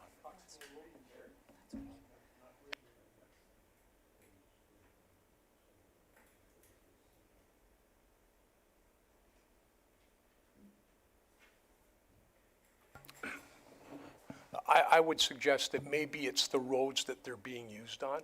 If the one on the left was used in a strictly a residential neighborhood where people were shortcutting and things, say St. Patrick's Street, I could see that. But I wouldn't expect to see the one on the left on a main thoroughfare, one of our concession roads, or the Old Second, or Finley Mills Road, or Dorn Road. They're all 50 kilometers an hour too, but that would be a hazard there. That's what I'm trying to impress upon us here, is it depends on where this is going to be put. CAO Schmidt? Thank you, Mr. Mayor. And again, I think Councilor Burrell maybe has just stated this, but just to clarify, I guess what you're suggesting, Councilor Burrell, is removing just that one item on page 13, that left picture, standalone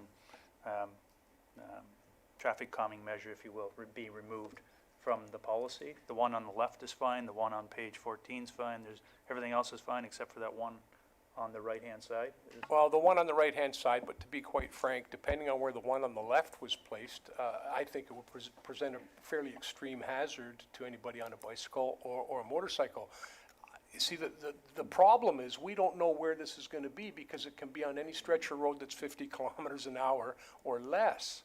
And if that's the case, we're going to find these on locations that are well-traveled roads with fairly high volumes of traffic, where a lot of different things could be happening, not necessarily what one might consider a residential street or a residential area.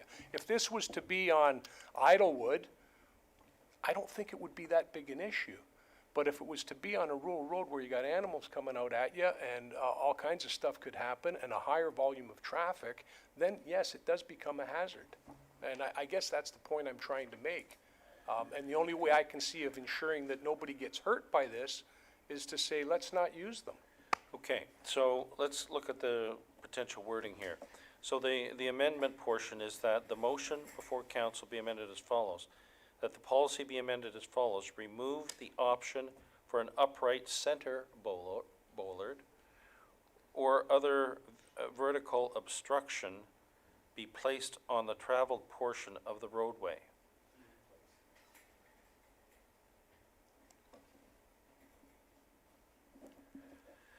A 36-month waiting period for reapplication of traffic calming measures be waived in circumstances where new information is brought forward.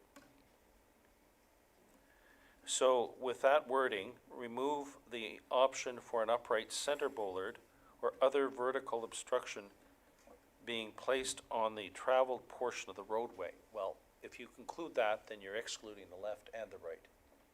Yes. So would you consider removal of the second part of that first point? I'll be honest with you, Mayor Allen, I certainly would, provided I had some form of assurance that it wouldn't be utilized in an inappropriate setting. Well, I think we've got to have I'm happy confidence with in the that. staff. I would hope, yes. Okay, let me remove it and then I'll reread it. Senator Bullock.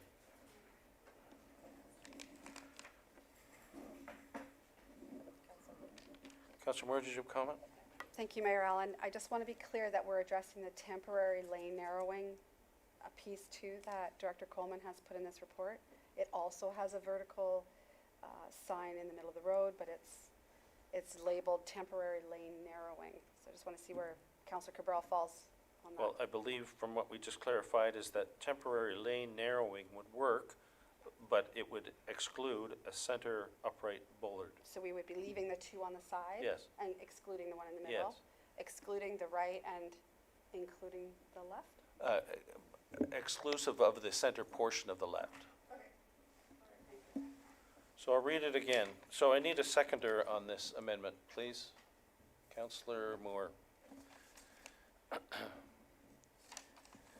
And the amendment portion is that the motion now before council be amended as follows, that the policy be amended as follows. Remove the option for upright center bollard and a 36-month waiting period for reapplication of traffic calming measures be waived in circumstances where new information is brought forward.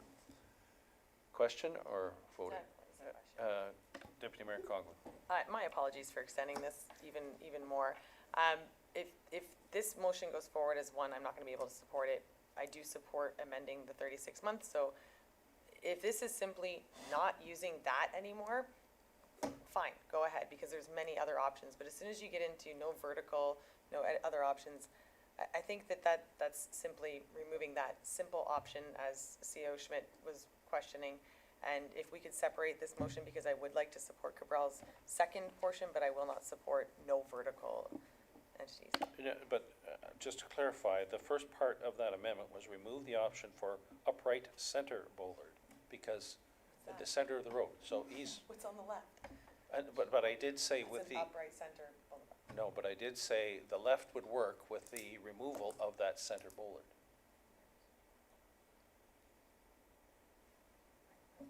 Councillor Chapman. Thank you, Mayor Allen. If you remove the left and only have the ones with the reflectors, you need the middle to say where you're gonna go. Are you gonna hit those things? Well, I think it's a bad picture. It's a bad rendition because you can't fit two cars in between those extremities. I think, through you, Mayor Allen, is it possible for us not just to say that the traffic calming policy no longer includes solo vertical measures in the center of a, like, it's just this one thing that we're talking about, and yet we're gonna be amending multiple options that are available to us, and it took us a long time to come up with all the best practices. So if it's just this one specific thing, we can literally say on page, I need my glasses, 13, that specific one is removed, and that it's now 12 months instead of 36. So what would you call, you say that one being the right side of page 13? Yes. And what would you say about the left side of page 13? Totally fine. That still doesn't address his concern with respect to a voter. Then can you separate them so we can vote on this? Who had a comment? Who? C.L. Schmidt. Thank you, Mr. Mayor. I was just going to comment on actually the temporary lane narrowing on the next page. So by removing that middle upright, if you will, or bollard, to be quite honest, we have experienced in Bonhead, and I've experienced driving to the town of Newmarket, and you'll see how traffic calming's working there. And I'll tell you, it will slow you down. And to the point that Councillor Cabral made about, the criminal code, I'm sure there's other municipalities, and no disrespect, I'm sure there's other municipalities that have dealt with this, and there are other municipalities out there that have these in place. And I'll tell you again, you slow down, and that's the purpose, slow you down, so that you're not speeding through those areas. If someone hits it, someone's gonna hit it. They probably are driving too fast. They should be slowing down. My other point is that one standalone bollard that we put in place last year, yeah, maybe it wasn't in the right area, and so, hey, we learn, we move it, we adjust, and we put other measures in place. So not all of these will be, measures that you're going to put. You're going to have to see and try them out where they work. You're going to put some pilot projects together and see where they work. In some cases, they're going to work. Some cases, they're not going to work. The fact of the matter is the intent is to slow traffic down, in my opinion, and that will definitely slow traffic down. Okay, thank you. I am going to split these out into two then. So the amendment is that the motion before council be amended as follows, that the policy be amended as follows. Removal of the option for an upright center bollard. So we're just dealing with that first part, okay? No, it's all center bollards. So that would be not permitted, and the one on the previous page with the center would not be permitted, okay? All those in favor of that amendment? 1, 2, 3, 4. All those opposed? 1, 2, 3. That passes. The next amendment is a 36-month waiting period for reapplication of the traffic calming measures be waived in circumstances where new information is brought forward. All those in favor? That is carried. And the main motion is that the report from the Asset Management Coordinator regarding traffic calming policy guide dated February 1920 be received and the council adopt the traffic calming policy and approve the traffic calming guide, and that the motion be amended as follows. What's that? That the guide as amended be amended as follows. Removal of the option for upright center bollard, and that a 36-month waiting period for reapplication of the traffic calming measure be waived in circumstances where new information is brought forward. All those in favor? Opposed? Carried. Okay. Moving to 11.8, development charges, interest, and legislation update. Can I get a mover and a seconder to get it on the floor, please?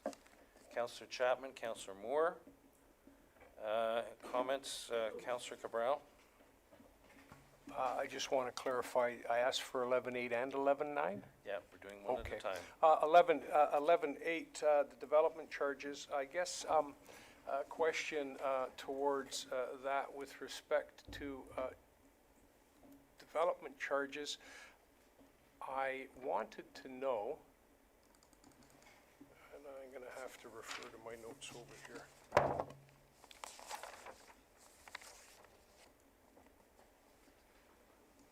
I think my question here actually was dealing with the development charges and the percentage that was going to be assessed, and I just wanted to get some kind of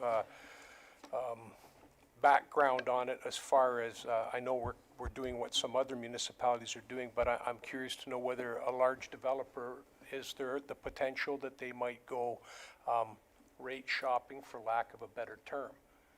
Director Corbeil.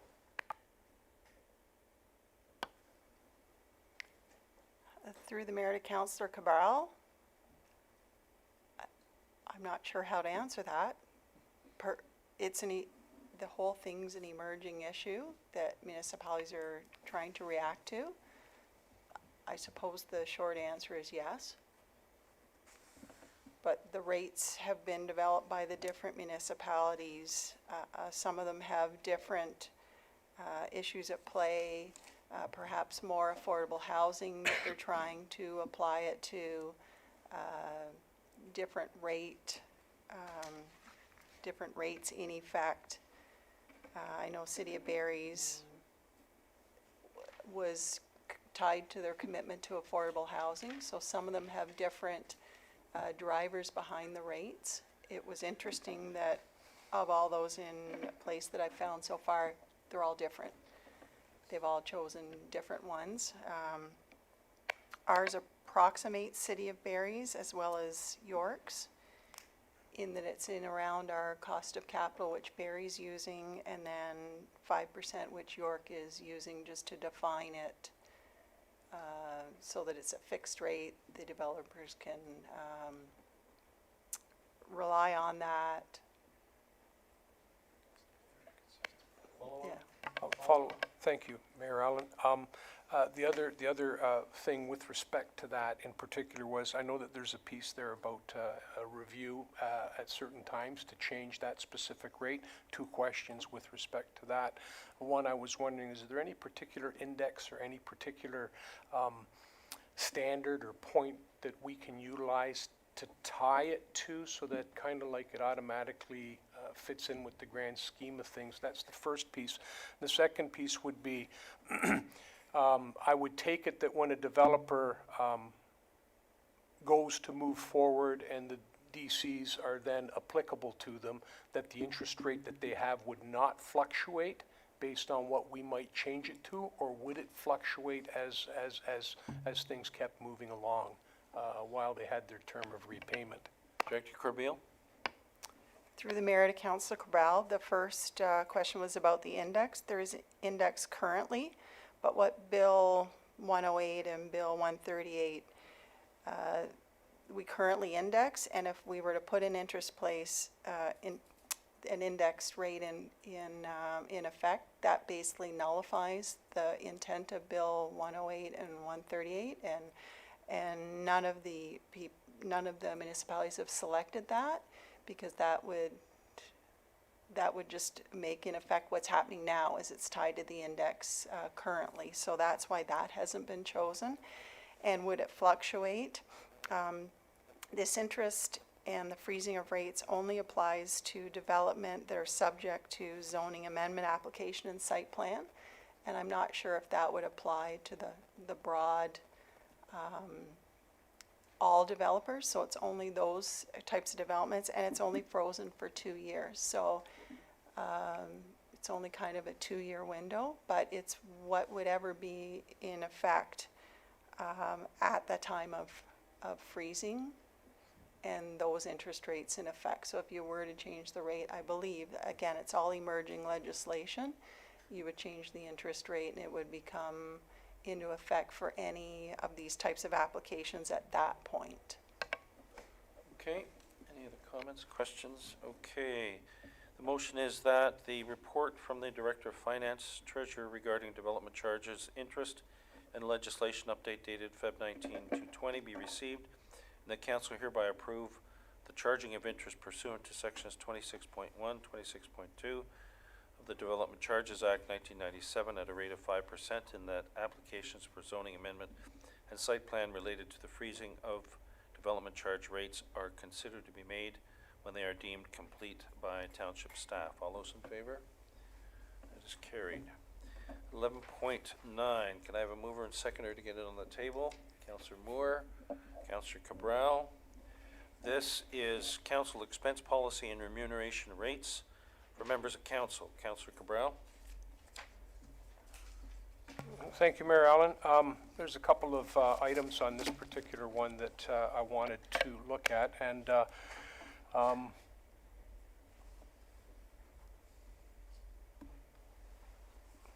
excuse me just till I bring this darn thing up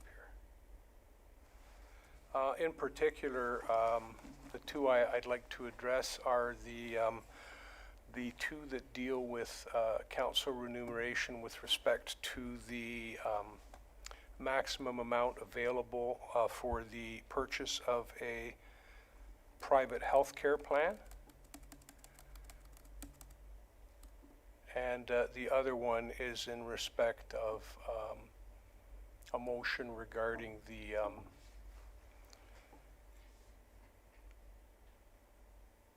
non-expensable allowance. I don't know if we actually have a bylaw, but there's a deemed bylaw in place according to the Municipal Act, whether we do or whether we don't. So those two particular pieces. With respect to the insurance policy, I think I'd like to speak to that with respect to everybody being an individual and all of us having different personal and family considerations to make, and that the present policy with respect to the purchase of a private health care insurance plan isn't necessarily the best tool for the members of council.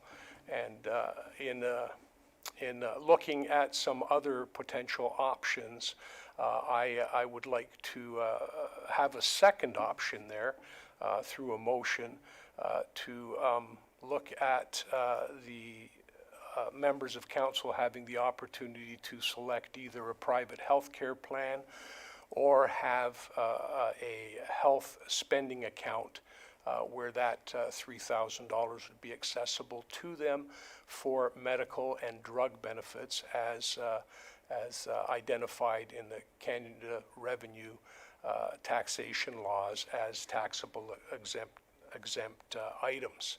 And I have a motion that I would like to put before the table with respect to both of them.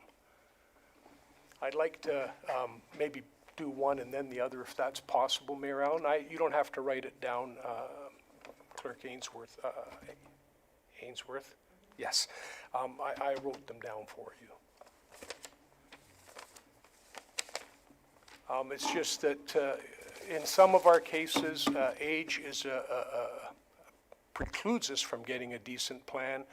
And in some other cases, the number of medications that a particular person might be on basically takes a large percentage of the available coverage away because they will not cover for those particular pre-existing conditions. That's not it. Yes, this is it.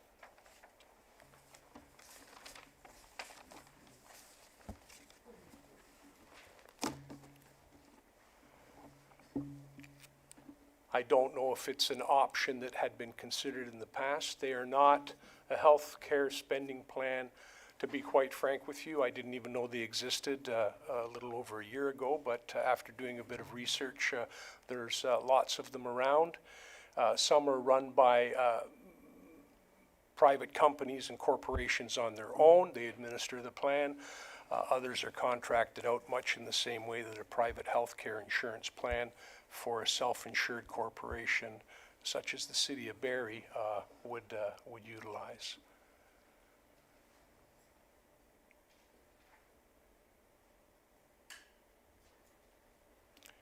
It just would provide a little bit more flexibility to members of council in providing their own health care options.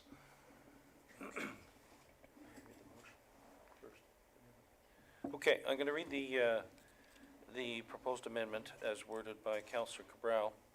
Whereas Council approved through Resolution C361-2018 an annual reimbursement for an elected official's private health care benefit plan effective December 1, 2018. And further, that to better address different healthcare considerations by providing some flexibility and choice, that the present policy be amended to include the option of a healthcare spending account, and further that the healthcare spending account be constrained to the same currently prescribed annual maximum, and further that each elected official may only choose one of the healthcare benefit options annually, and further that all medical claims submitted to the healthcare spending account shall conform to Canada Revenue Agency approved health and dental expenses and be reimbursed at 100% up to the total dollar value amount available in the healthcare spending account, which you're proposing is $3,000. And further that any healthcare spending amount created in 2020 be retroactive to December 1, 2019. And further that unless directed otherwise by each respective... I'm sorry, Mayor Allen, that last part should be struck out. Everything in the brackets down. Sorry.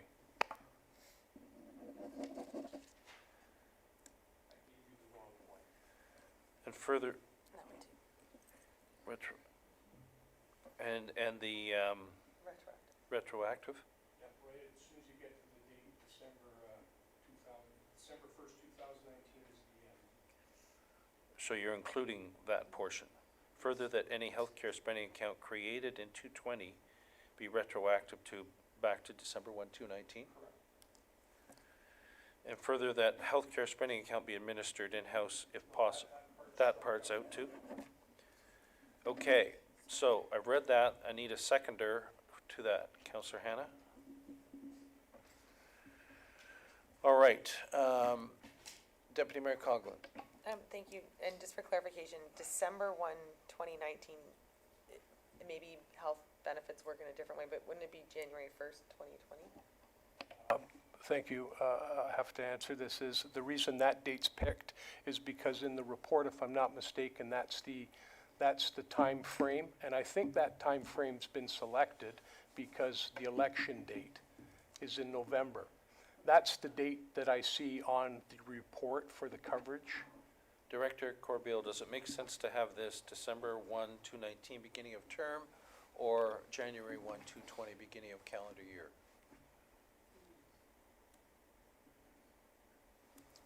I'm pretty sure, I'm sorry, I'm pretty sure that I read somewhere in the report there that the reason that that's the time frame is, I'm only suggesting this, is because when the elections come around, the period for whatever policy you're gonna have in place should end when your tenure ends. And there'll be a new council in place December the 1st. CAO Schmidt? Thank you, Mr. Mayor. And I think, to that point, I think the reason why the December 1st, 2018 was in effect, because that was the new term of council, so our 21st, December 1st, 2018, sorry. And so I think that's why we put that date in. We did review the council remuneration in June of 2018, and with the new term of council coming up, that's why we had suggested that it would be effective December 1st, 2018. I think with this now, your term has already started. I would suggest that the starting point would be January 1st, 2020, and move forward on a go-forward basis. Start at the beginning of this fiscal year and move forward and allow it, if council wishes, to carry on. Follow on? So, to be quite honest, I mean, I'm fine with that. The only point I wanted to make is that that would mean that township would be responsible for medical coverage after we were no longer sitting members of council, because the term would be for a year. If somebody, they still have the option of buying a private health care insurance plan, and it will last for 1 year. So it makes no difference to me if the health care spending option starts January the 1st. The only reason I put it to December the 1st, 2019 was to coincide with the policy options that were available to us last year. So I'll leave myself in your hands, CAO Schmidt. CAO Schmidt? Thank you, Mr. Mayor. So actually, to maybe back up, so in April of 2018, staff did bring forward a presentation to council when the whole discussion about the 1/3 tax-free exemption being eliminated as of January 1st, 2019. And so a number of the options that were brought forward to council was obviously the grossing up of your wages so that your net take-home pay would be the same as what it was prior to January 1st, 2019. Some of the other things that we did consider is we did consider group benefits at the time. One of the options was a healthcare spending account, which was not selected by council at that time. One of the reasons why we went to the reimbursement program that we have currently in place is because of the age discrimination piece, whereby previously members of the council, once they reached the age of 70, were essentially no longer eligible for group benefits through the township program.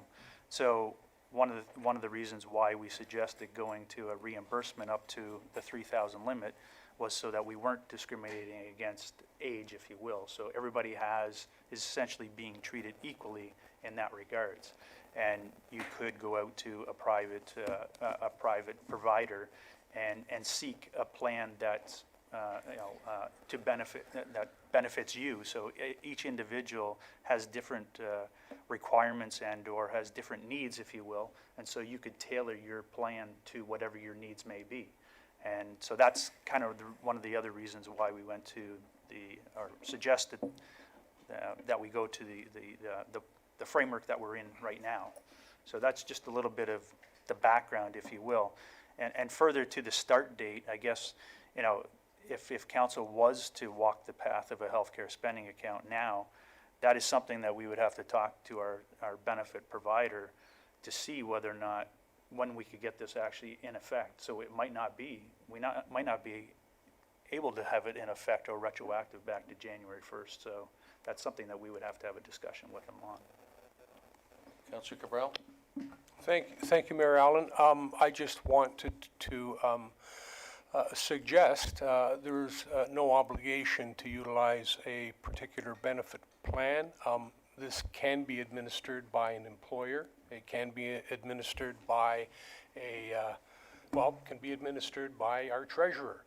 And the benefit to that would be that there would be no administration costs, and it would be net zero as far as township. Because if there's an medical administrator looking after it, there will generally be a cost attributed to that for administering the plan, if I'm not mistaken. However, if it was administered in-house, then of course, members of council would benefit from the entire amount if in fact they did utilize the entire amount.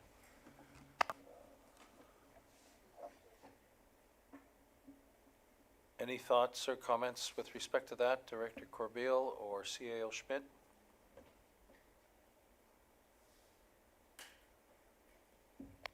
Thank you, Mr. Mayor. Through you to members of council. So, and maybe further to Councillor Cabril's question. So are you requesting that this would be like a self-insured plan? Because if that's the case, I think we'd have to have a little bit more conversation about this. We did have a self-insurance plan as it related to our vision care, and through discussions with our benefit provider, it was strongly suggested that we not do self-insurance anymore, that we essentially add it to our group benefit plan, which we did. So it is included in our monthly premiums for healthcare. So I just want to be sure that if you're suggesting self-insuring on this, we may have to have a further conversation about this. Councillor Cabral? Thank you, Mayor Allen. I would like to move forward with the motion, and we could then find out from staff whether it's possible to administer it in-house or whether we can identify our own plan to have the money deposited into and administered from there, or whether we can utilize the in-house plan. But I would like to see us pass a motion, or at least consider the motion today to move this forward. Okay. I would just point out to council that the remuneration discussions and consideration last term by last council was effective not for the council, current council at that time, but was purposely set for the next council starting December 1, 2019. Similar to the council, 2 councils ago, they reviewed the remuneration, and it didn't impact the remuneration of the councillors at the time, but did go into effect the beginning of the next council term. What we're talking about here is having us discuss and vote upon adjusting our own remuneration package. So I personally have a problem with that. Deputy Mayor Coughlin? Thank you, Mayor Allen, and through you, and I guess to you. I don't see this as any adjustment of remuneration, as we already have that available to us. This would just be a different way to receive that money, so, or to receive that compensation for it. So there's no adjustment, there's no increase or decrease to what is already available to us set out by past term. This is simply, in my opinion, a different way to receive it. So I have no objections to asking staff for a report on different options available to us. I feel, with all due respect, Councillor Cabral, this one shorts us into one option, and there might be other options available to us. So if the idea is to have a report come back with this included as one of the options, there might be something that staff would better prefer. I don't believe that's what Councillor Cabral's motion says, but Councillor Burrell? No, but if, I mean, all I would like to see happen is for us to have an option in particular, just the way my motion reads out. The mechanics of it, we can certainly deal with that, but if we move on the motion and it passes, then we can look at how this is going to be implemented.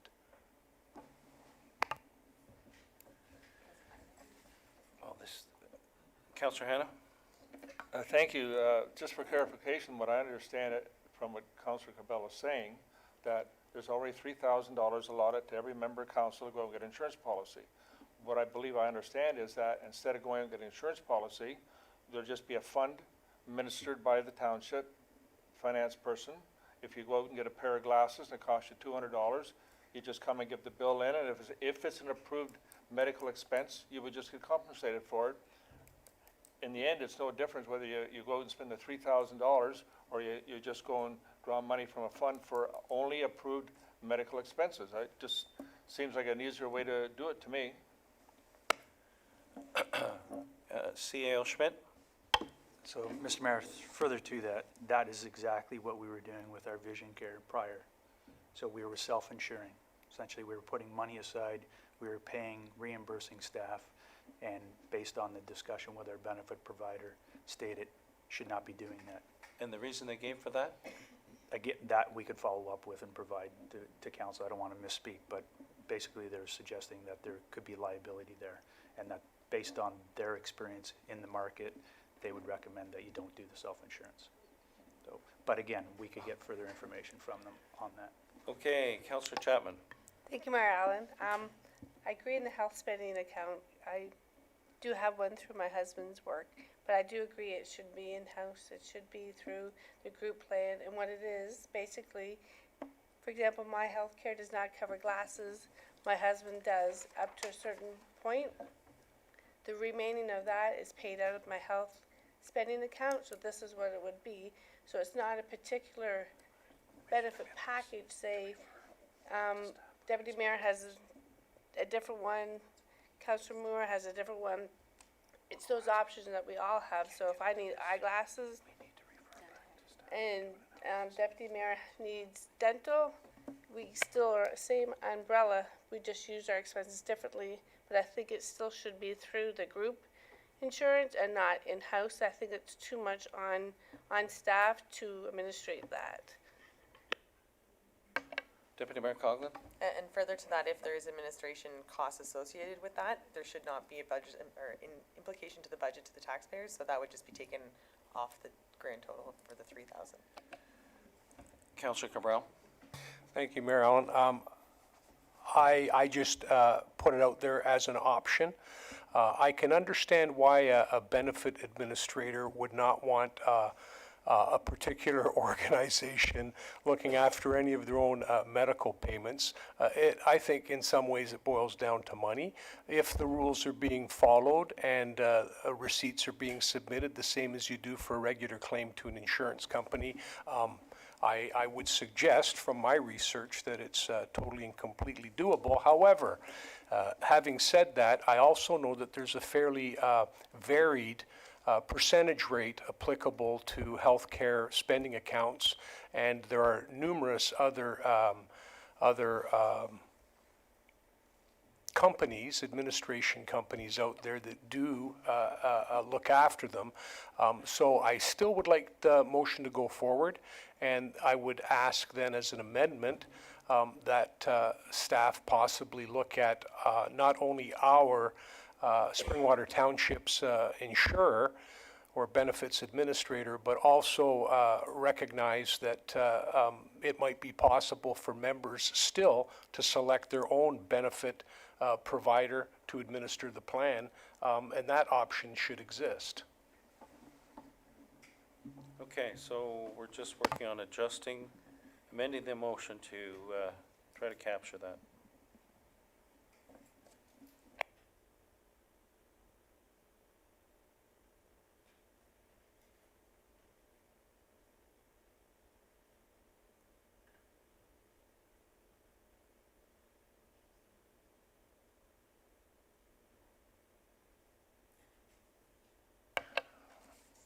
Okay, so the amendment would be that the various options be explored to administer the healthcare spending account. Okay? All right. So are you retracting then the typed portion to be replaced by what I just read?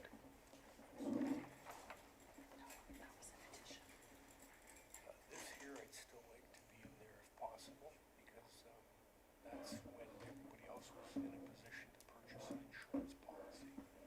And then just leave this on here. If this is not doable, as Jeff said, they might not do it, then. So have this plus this? Yeah, read the exact same thing without this in there. Yeah. Okay. I'll read it again. Whereas council approved through resolution, okay, that's preamble, so I won't read that again unless somebody wants me to read the preamble. Yes, Councillor Cabral? Can we just get from CO Schmidt, if there was a starting date, is there an objection to December the 1st, 2019, if it's possible? Or would CO Schmidt prefer January 1st, 2020? CO Schmidt? Thank you, Mr. Mayor.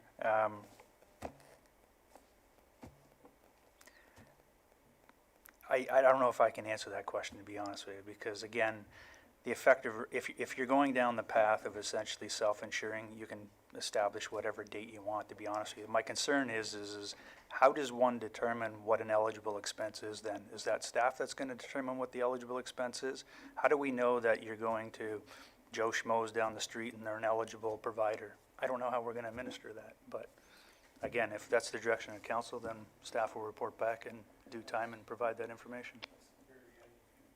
Okay, yeah, so there was the previous amendment that I read about the healthcare spending account, and then in addition to that, that various options be explored to administer the healthcare spending account. Anybody have questions for that? Councillor Moore?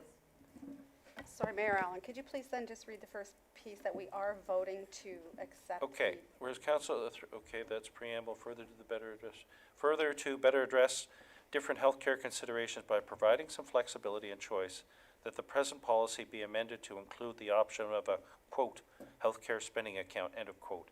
And further, that the healthcare spending account be constrained to the same currently prescribed annual maximum, $3,000. Further, that each elected official may only choose one of the health benefit options annually. And further, that all medical claims submitted to the health care spending account shall conform to CRA approved health and dental expenses and be reimbursed at 100% up to the total dollar amount available in the healthcare spending account. And that the healthcare spending account created in 220 be retroactive, I'm going to say to the appropriate date. Is that okay? Okay, and that various options be explored to administer the healthcare spending account. Okay, all those in favor? Carried. Okay, is that the other one? Go ahead, Councillor Cabral. Thank you, Mayor Allen. This one speaks to, oh yes, we got a, no, there's only one. Councillor Cabral, what? No, this is on this particular one because it's still on the table. Yes, yes, we're still dealing with this. Right, 11 yes. point, Yes. 9. This one speaks to the provincial legislation as it corresponds to the federal legislation regarding the 1/3 tax-free.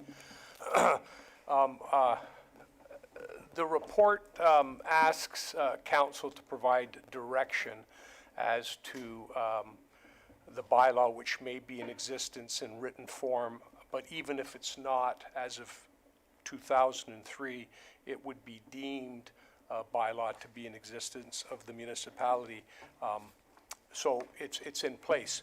To provide a little background, we're talking about the 1/3 tax-free that council is no longer eligible for, and council is now taxed at a 100% rate. I think it's important for us to understand that this issue wasn't created by municipalities or the provincial government. This was actually a creature created by the federal government as part of the Federal Income Tax Act in 1946, which sought to recognize the value of the work of elected officials through a tax exemption. And at that particular time, the tax exemption was extended to MLAs, ministers of legislative assemblies provincially. And in 1953, the exemption was extended to municipal elected officials. And the way it worked was that up to 1/3 of an elected official's compensation package would be considered tax-free, provided it was allocated as I forget the term I keep using, an expense allowance that was, you didn't have to submit any paperwork on. And so obviously everybody jumped on board. In 2017, the federal government, through its wisdom, decided that it was unfair to treat different people differently under the Tax Act, and advised that that particular exemption would be removed effective January 1st, 2019. And the way this worked is the federal government basically created the legislation, and then the provincial government created whatever that the tax allowance, or the 1/3 tax allowance. Once the municipality created the 1/3 expense allowance, it would trigger the 1/3 tax-free. And that's what's been going on for years. In 2003, if a municipality had not yet repealed that particular bylaw and it was still in existence, then the Municipal Act basically states that that bylaw will be deemed a bylaw. And it's still in existence. Henceforth, in 2018, council still received 1/3 compensation tax-free. In 2019, the federal government took away that particular tax-free, 1/3 tax-free exemption. However, council has yet to repeal the piece that triggers it. There's nothing to trigger anymore. It's not there. And that's why in my particular motion here is for us to repeal that piece, so that as our compensation is taxed 100% now, that particular piece really doesn't play a role, because there's nothing to come from having it there anymore. There's no 1/3 tax-free applicable from the federal government. So that's where I'm at with my motion. Do you have the motion there, Councillor? Yes, I do, Mayor Allen. Please provide it to the clerk. Okay, you're moving this. Do you have a seconder for this? Councillor Chapman? Okay, be it resolved that whereas the Federal Income Tax Act of 1946 sought to recognize the value of work of elected officials through, not though, through, a tax exemption, and further that in 1953 the exemption was extended to municipal elected officials, and whereas the exemption provided that a municipal or provincial elected official may be paid a non-accountable allowance for work-related expenses under federal tax law, and that such an allowance amounting to no more than 1/3 of an official's salary plus allowances qualifies for a federal tax exemption of up to 1/3 of their total compensation. And whereas the Government of Canada passed legislation in March 2017 effectively removing the 1/3 tax exemption for elected officials effective January 1, 2019, thereby making elected officials' compensation 100% taxable.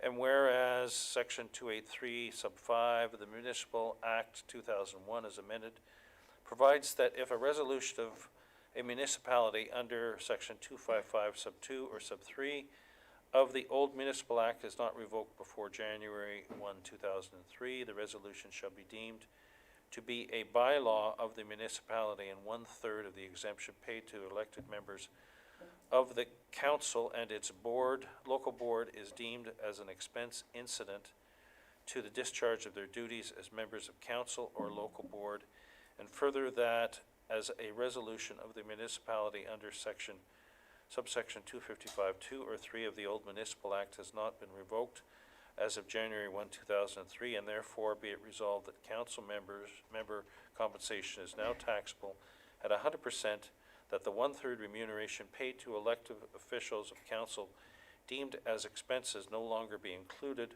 or applicable to council member compensation, and that the 1/3 bylaw is hereby repealed, and further that each member of council upon request be issued a CRA T2200 form. Clerk Ainsworth. Thank you. I just want to clarify the one piece on the motion, stating that the 1/3 bylaw is hereby repealed. A resolution cannot repeal a bylaw, so I would recommend changing that to that the repeal, that a bylaw be brought forward to repeal this. Okay, so we'll make that adjustment. Director Corbeil, do you have thoughts or comments with respect to this? to you, Mayor. It is council's discretion to make the decision. It doesn't impact the bottom line of the township either way. It's just a benefit to yourselves to being able to issue the T2200. Okay, and would this be a one-time bylaw that would not have to be revisited on an annual basis? Director Corbeil? To you, your worship, I'm uncertain of that. I was thinking that through. I would have to discuss that with the clerk. Perhaps the municipal act will correct itself in the meantime. As Councillor Cabral noted, the federal government did one thing and the municipal act, hasn't kept up to it really. So That's optimism. so I'm not sure if we need it on an ongoing basis every time we do our remuneration bylaw. Perhaps we do it every time. Clerk Ainsworth. Thank you. I am awaiting confirmation and clarification from Municipal Affairs and Housing on that topic. Okay. Any further questions or discussions before we vote on this amendment? All those in favor? Carried. Do I need to read all this? Okay. Okay, we're going back to the main motion of 11.9, that the report from the Director of Finance Treasury regarding council expense policy and remuneration rates for members of council dated Feb 1920 be received, and that council approve the council expense policy as amended hereto and identified as Appendix A. So that'll be these two things we've spent the last hour talking about. And that the necessary bylaw authorizing the remuneration rates for members of council be introduced for consideration. All those in favor? Carried. 11.10, Service Delivery Review Scope and Project Plan.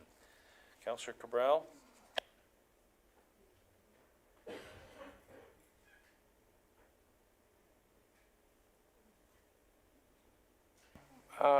Thank you, Mayor Allen. I guess in particular here, there were just a couple of things. Sorry, Councillor Cabral. Sorry. We're going to get a mover and seconder for this, but I've been requested for a recess, so we're going to recess for 5 minutes. Thank you.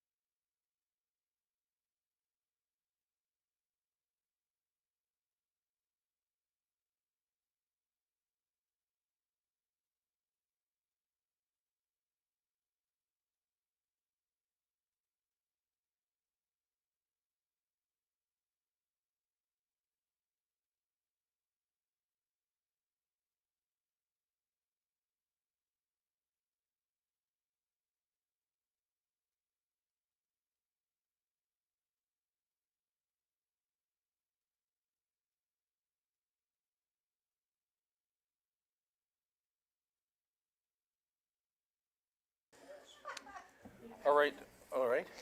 We're at 11:10, and I need a mover and second to get on the floor. Councillor Moore, Councillor Hannah. Okay, service delivery, Councillor Cabral. Thank you, Mayor Allen.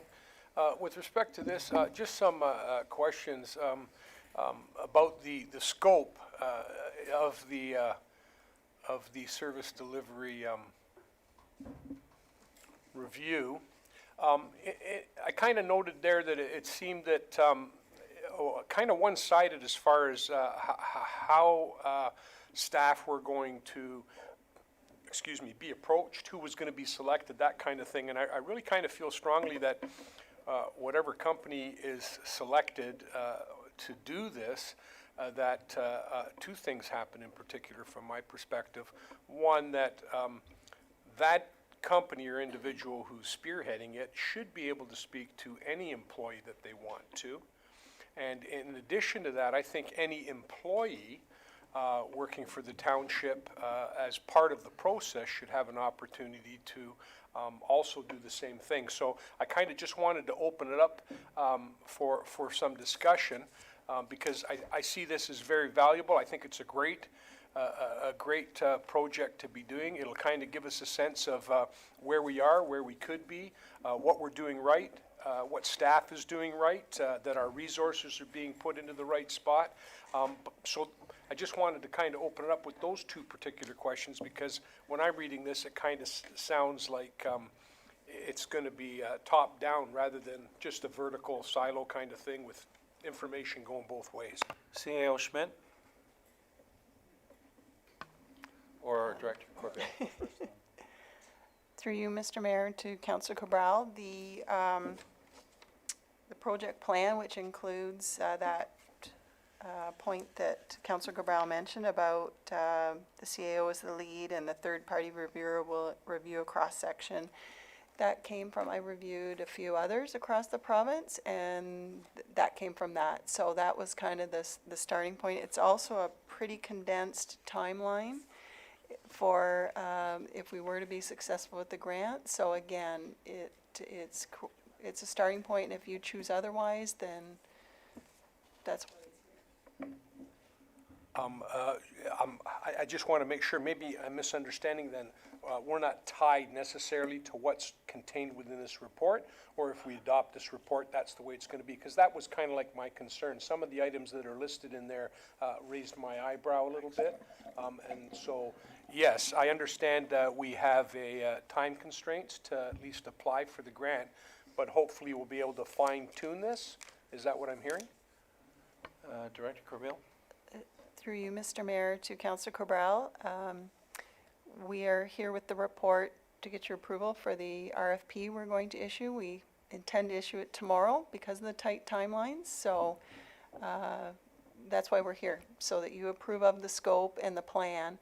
And if we are not successful with the grant, we would be using the modernization funding, and then we wouldn't be tied to the June deadline. So we intend to put that in the RFP as well, that the timeline might change to allow more time and maybe a bit more depth, but we have to be careful with how much we tinker with the scope of an RFP.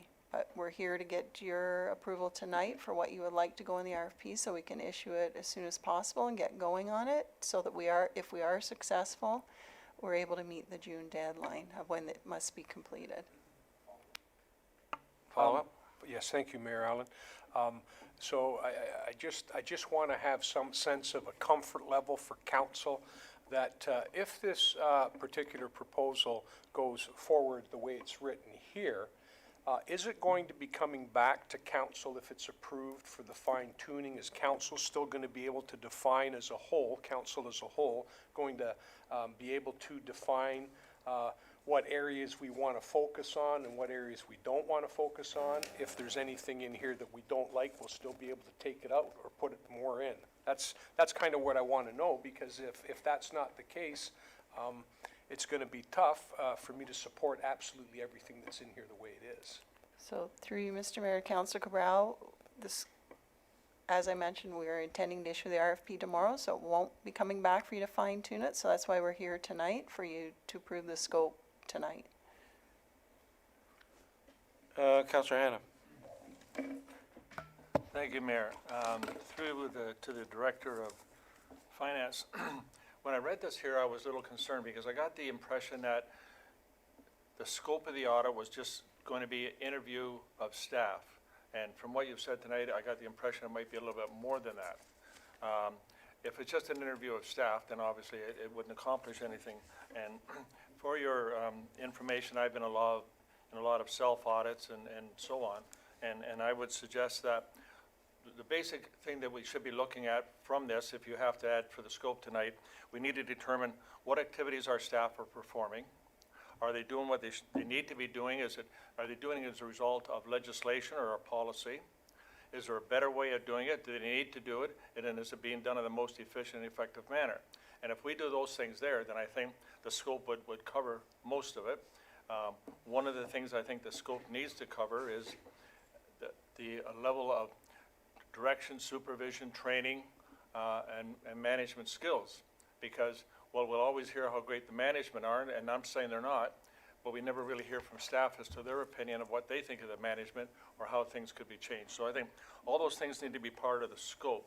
And the other thing, going back up to the first part about this, it says that that we do not result in any involuntary job losses. Well, if the result of a proper evaluation identifies places where we don't need staff, where staff aren't required, I'm not suggesting that will happen, but if it does happen, according to the wording in here, we can't follow down those roads or that. So I would suggest that needs to be removed. CAO Schmidt. Thank you, Mr. Mayor. So just the last point from Councillor Hannah. One of the criteria of this intake that the province has indicated is that specific point, that these funds cannot be used to reduce costs and or to essentially cause involuntary job loss. So that is a criteria of the actual intake. So with that said, if staff or if the township is not successful with the grant funds and we use the other modernization funds that we received earlier last year that don't have the same stipulations, then definitely it's not, we don't have to abide by the same criteria. But that point there, the reason it's in there is because of the grant fund, the grant application of the grant criteria that the province has put in front of us, so. Follow on, and then Councillor Moore. Okay, thank you. I appreciate that. And one last question then. Will there be like surveys go out to staff and staff have to complete a survey? And will they be also asked to provide a weekly or monthly report, what they've done for the last week or the last month, in order for whoever you hire to do this, in order for them to be able to establish exactly what takes place amongst our staff and what their jobs are? Because I'm not sure what they all are. And I can tell you this was done again, or something similar to this, back in 2011 when I was on council. The consultant that was hired came back and said there needed to be a couple positions had to be hired. I asked the consultant in my interview what they based that on, and they said they had better interviewed staff, and the staff said they needed 2 assistants. And I spoke to the consultant because I knew who the staff were, and he had absolutely no justification for that other than the staff said, yeah, I could use a helper, and 2 people said that, so he recommended hiring 2 people, which never got hired. Director Corbeil? Through you, Mr. Mayor, to Councillor Hannah, you raised a few points there, and for the project plan, it isn't just interviewing staff. Each member of council will also be provided a chance to be interviewed as well. They're going to be benchmarking and comparing to other municipalities, so there's several options. Community input is not being sought at this time, again, because of the condensed timeline. And you mentioned they should be interviewed on managing staff. That's not really the scope of this. It's how are we delivering the services? How can we be more efficient? I believe that staff performance is another issue. It's not what is determined under the scope of this. And some of the scope is also in line with the requirements, as CAO Schmidt mentioned, as well as what's in our application of the province. So we've applied based on some criteria, and these follow it as well. Councillor Moore? Thank you, Mayor Allen. Through you to Director Corbiel. I've had some really good success with self-audits in my own organization of where I work, but mostly anonymous. So we're allowed to, and they're pretty detailed, but I'd like to see something like that where all staff get to complete the survey anonymously with no sort of threat of retaliation. I don't want to call it that, but that way I think that you'd see more honest answers, more transparency, and I wonder if council will be privy to those survey answers and results. Director Schmidt? Or sorry, CAO Schmidt? Thank you, Mr. Mayor. I guess, you know, to that point, to be quite honest with all members of council, the intent of this is really to understand, for me, as well as the rest of the township, is to understand what are the services that we're currently delivering today, how are we delivering, are we delivering at the level that we should be delivering them, and if we're not, then how do we try to improve those services, but also understanding that we are facing some growth in the municipality, and so this is what our township looks like today. How are we going to look potentially in 5-10 years down the road when this growth approaches us? So it's really getting some of that information in front so that we can come to council with some options as to, hey, this is what we could be encountering, right? So, but to your point, Councillor Moore, you know, if we're not successful with the actual grant funds, so we have more flexibility in the process, absolutely. I have no problems with providing a survey to all of our staff and seeking their input on, you know, what's working, what's not working, and making sure that there is no ramifications for them to provide their opinion. Again, I'm not here to hide anything. At the end of the day, if things aren't working, I need to know that things aren't working so that I can in turn report back to yourselves and figure out a way, how do we rectify some of these things to the extent that we need to, right? So again, I think if it's somewhat subject to the approval of the grant, and if we're not approved for this grant funds, we do have more flexibility as to the scope, as well as we have more flexibility on the timeline as to when this needs to get done. So again, this is based on kind of assuming we are still in the running to get the grant, which as of today we still don't know, and time is ticking very quickly. And when I went to Roma, there was some approvals by the minister indicating that joint projects were approved, but some of the other submissions, single submissions like ours, were still up in the air. There was no decision. So we contacted, I believe, the minister's office last week, and as of Thursday, still nothing. So if they want this done by June, and we have to still go out to market and get a consultant, time's pretty tight. And again, I'm a little skeptical on that, and so I'm hoping that maybe they're also going to see that they need to extend the deadline for when this stuff needs to be done, but again, that's subject to the province. Follow on? Thanks, Mayor Allen. So CAO Schmidt, are you saying then that the survey could not be part of this, or would not be within this scope of this very tight timeline? You couldn't whip something up to be part of this? CAO Schmidt? Through you, Mr. Mayor, to Councillor Moore, I don't want to say no. It's something we could explore, but I don't want to also be bound by that per se. If timeline is tight, then we might not be able to. Councillor, did you follow on? Yes. Sorry. I just think that it's really important that we get information from the frontline staff who often have efficiencies that they're aware of. They may not feel comfortable in bringing forward, but I think that it's really important for this that we get that input. So that's how I feel. Okay, Councillor Ritchie? Thank you, Mayor Allen. First off, I think it's a great idea. I've spoken often about this. It wouldn't break my heart if we missed the deadline. I think this is a time where it needs to take its time and do it right. I'd like to see these third-party reviewers come and sit right there and let us pick them and let us throw the questions at them and see what the response is back. And then we can choose as to which one we want to use. Those are all good questions all along here as to what we'd like to see for input. And then they can maybe get back to us and say, well, this is what we normally do, and pick this third-party reviewer. I do have a problem with the chief administrative officer. It's all right to take the lead, but I'd like to see whoever the third-party reviewer is that we choose, that they have complete open access to go and do it, and there's not a timeline stipulated on that, so that they can do their job, do it effectively, and come back and report to council. And you're right, CO Schmidt, this is a tool that's going to help us with growth that's coming at us, and it's it's something we can relate to, and I look forward to this, but those are some things I'd like to see added to that. Thank you. CEO Schmidt? Thank you, Mr. Mayor, through you to members of council. Again, I have no problems with what's being suggested, to be quite honest with you. I definitely, whatever council's wishes are, will definitely comply with that.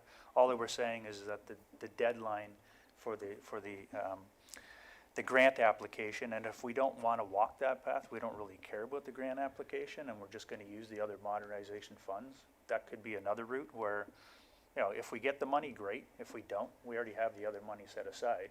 So maybe we just go ahead with the scope that you wish tonight, and we walk that path. And if it means that we're not 100% compliant with what's in the application, we have other funds that are set aside to help us through this. So I want to do it right at the end of the day is what I'm saying. I want to make sure that we're doing this right. I don't want to do it twice. I want to make sure that we do it right the first time, and if that means that, we might not get the 50 grand. To be quite honest with you, I'm not sure we're going to get 50 grand anyways, based on what I've been hearing. There's definitely an over-submission. There's not enough money to provide for all of the applications, and with all due respect, we have not been successful with some of these applications in the past, unfortunately, for one reason or another. Again, I would prefer to do it right and do it right the first time, and if that means forgoing possibly the grant application, well then, so be it. But we need to do the right thing for the township and move this thing forward. Well, Councillor Chapman? Mayor Allen, just one quick question. So if we do apply for the grant, when would you hear back? CEO Schmidt? So, thank you, Mr. Mayor. Through you to Councillor Ma Chapman. So we've already applied for the grant. The grant was, I believe, the applications are due in early December, and we were told that we should be informed by mid-February. So I'm hoping we're going to hear something before the end of February. But again, typically when you go out with an RFP, there is best practices where it stays on the market for approximately 30, 35 business days, right? So you're already another month behind. So by the time we actually select somebody, we're kind of probably into April already. And then having someone come in for a month to do a review amongst all the other projects that they probably already have lined up, timelines are pretty tight. So I'm hoping that the province is going to see that and they're going to extend that deadline. But again, I don't have my crystal ball. So taking the comments around the table into account, 50 grand is 50 grand. If you put in the RFP and tweaked it as much as possible to a possible 360 inclusion, or based on the responses to the RFP and based on the success of the $50,000, the other comments could be taken into consideration and merged in with the final product. Okay, I'm seeing that. So let me read the motion then. The report from the Director of Finance, Treasurer regarding service delivery review, scope, and project plan dated February 19, 2020 be received. That Council hereby approve the scope of the service delivery review, which includes review of the following: Township's current service delivery and modernization opportunity, Township's levels of services, methods of delivery and administrative processes through a continuous improvement framework. Township's organization structure to ensure value is being provided while also confirming that the organization is positioned favorably to address current and future growth, challenges and opportunities, comparison of the best practices in other similar-sized municipalities to provide actionable and feasible recommendations for implementing cost savings, modernization opportunities to reduce costs and realize efficiencies that do not result in involuntary job losses, and that council hereby approve the project plan, which includes the following. The project lead administrator is the chief administrative officer. The third-party reviewer will interview a cross-section of staff as determined by the chief administrative officer so that each department and level of staff is representative. Each member of council will be provided an opportunity to be interviewed by the third-party reviewer. So, all those in favor? That is carried. 1114 is Tree Nursery Sports Park lighting contract. Councillor Cabral, you had comments on this. I did, but I think those have been resolved during recess, so Okay, are you moving this then? moving it. The 11.14, we need a motion on this. Yes. And a seconder for that, please? Councillor Chapman. That the report from the Director of Recreation, Parks and Facilities regarding the Tree Nursery Sports Park Lighting Contract Award dated Feb 19, 2020 be received, and that the contract for the supply and installation of all materials to complete the lighting of Diamonds 1 and 2 of Tree Nursery Sports Park in the amount of $175,000 excluding HST be awarded to Clark Multi-Trade Contractors, Inc. All those in favor? That is carried. 11.15 is Community-Based Strategic Plan. Councillor Cabral, you had comments on that? Thank you, Mayor Allen. Sorry, a mover and seconder to get on the table. Councillor Cabral, Councillor Hannah. Go ahead. To be quite honest, and I have to apologize, I'm a bit ignorant in this respect, but I think I recalled seeing something about one of these being done in the past, and I just wanted more information and maybe a bit of scope on exactly what happened and what council or what the township managed to get from it. On 11:15, there was included in the agenda the 210 to 214 strategic plan report and the 216 to 218 strategic plan. Yeah, I was looking more for the process that happened to get there. Okay. And, you know, how that went, you know, what kind of input we got, where it came from, that kind of thing, just so I could kind of get a sense of how this would progress down the road. I did read the final report. Yep, we'll start with CAO Schmidt, sorry, to review that, please. Thank you, Mr. Mayor. Through you to Councillor Cabral. So my understanding is in the 2010 to 2014 term, there was a strategic plan undertaken, but it was taken internally by staff only. There was no community input, so it was led by staff, and there was no consultant brought on to conduct that. And I believe there's probably a couple of members of council here that could state if I'm out of line in stating that. That's my understanding. And then in the last term of council, I believe we did hire a facilitator, and there was a strategic plan or put in place for 2016 to 2018.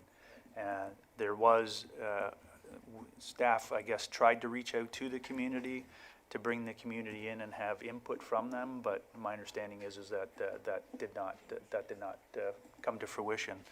So the intent of this one is really a strategic plan that would stem over probably a 15 to 20-year time frame and look at a vision for the township, considering, again, the growth that's planned to come to the township. And then essentially each term of council, there would be strategic priorities that would be set aside and milestones that each term of council would be trying to strive for to eventually reach that ultimate vision in 15 to 20 years. So it is, in my opinion, would be heavily community-based. We need to get out to the community. We need to hear from the community. You know, not necessarily inviting them here, but actually going out to the community, whether it be through surveys, social media, you know, other different engagements to try to get public input on where they want to see the township grow. Obviously, it's their community. You know, we as staff have our opinions on where things may need to go, but you know, at the end of the day, this is really about the community in my mind, and trying to plan for what their ultimate vision is, like I said, for 15, 20 years down the road. So.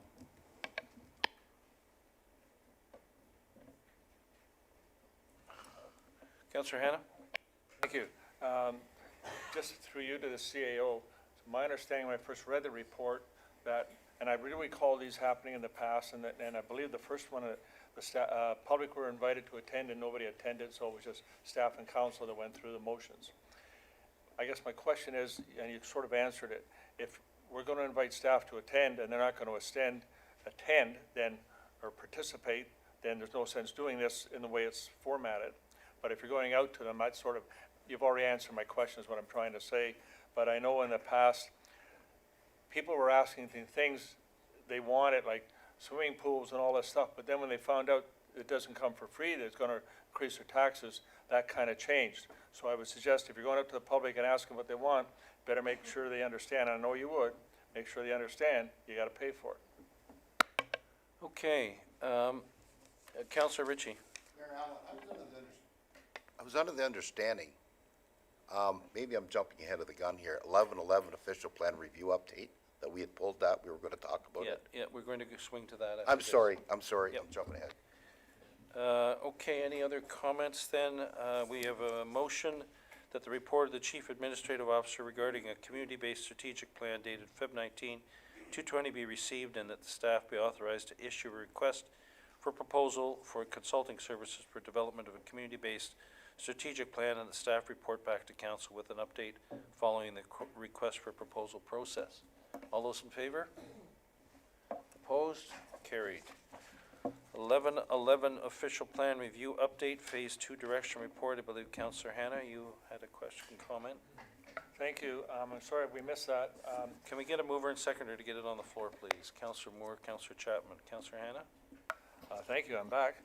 The question I had about this here is that what did we hope to get from, I wasn't clear to me reading the report, what we hope to get from doing phase 2. We're going to spend $167,680. We're going back to the same firm that's done phase 1. I'm not sure we should be going outside again to the public to see if we get somebody else with a different view. And again, my question is, what do we hope to get from the $167,000? Director Spagno, we haven't heard from you tonight. Thank you, Mayor Allen, through you to Councillor Hannah. Essentially, phase 2 of the project is the creation of the new official plan. So it's the preparation of the needed background studies to take a look at the key themes that were identified through the public consultation that happened as part of phase 1. And what would happen as part of that process is there would be additional, more focused community engagement regarding specific considerations. So for example, the Bayfield Street corridor. It would be very difficult for staff and with respect council to dictate and determine what the community would like to see along that corridor. So what that process would entail is some sort of community involvement to determine and to get community input as to what that specific consideration might entail to formulate policies to create that vision for what the Bayfield Street corridor will be like. So that's the first thing. The community engagement is to really focus on considerations. For example, when we're talking about intensification, what does the community see as appropriate intensification? So for example, in Elmville, where we might get an apartment building that is four stories tall, do the surrounding residents want to see that form of development for the impacts and what that actually represents? And is there a different type of built form that can be considered that reflects what the community wants to see with respect to that one topic of intensification? The end result of phase 2 is a new official plan that has policies that will be available for the public and for council to review in its draft form to ensure that through that public consultation, the policies are drafted with the best interest of the community in mind. And that is why there's a heavy emphasis on the consultation, because now we're getting into the nuts and bolts as to what those policies are actually going to say. Lon? Thank you, and if I seem skeptical, it's because I got to go back to the Midhurst secondary plan.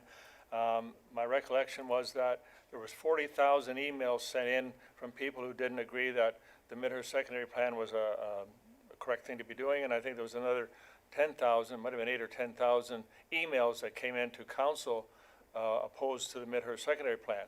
So if we're going out to the public to see what they want, and we're not paying attention to them, is that we're spending $167,000 of their dollars to do it.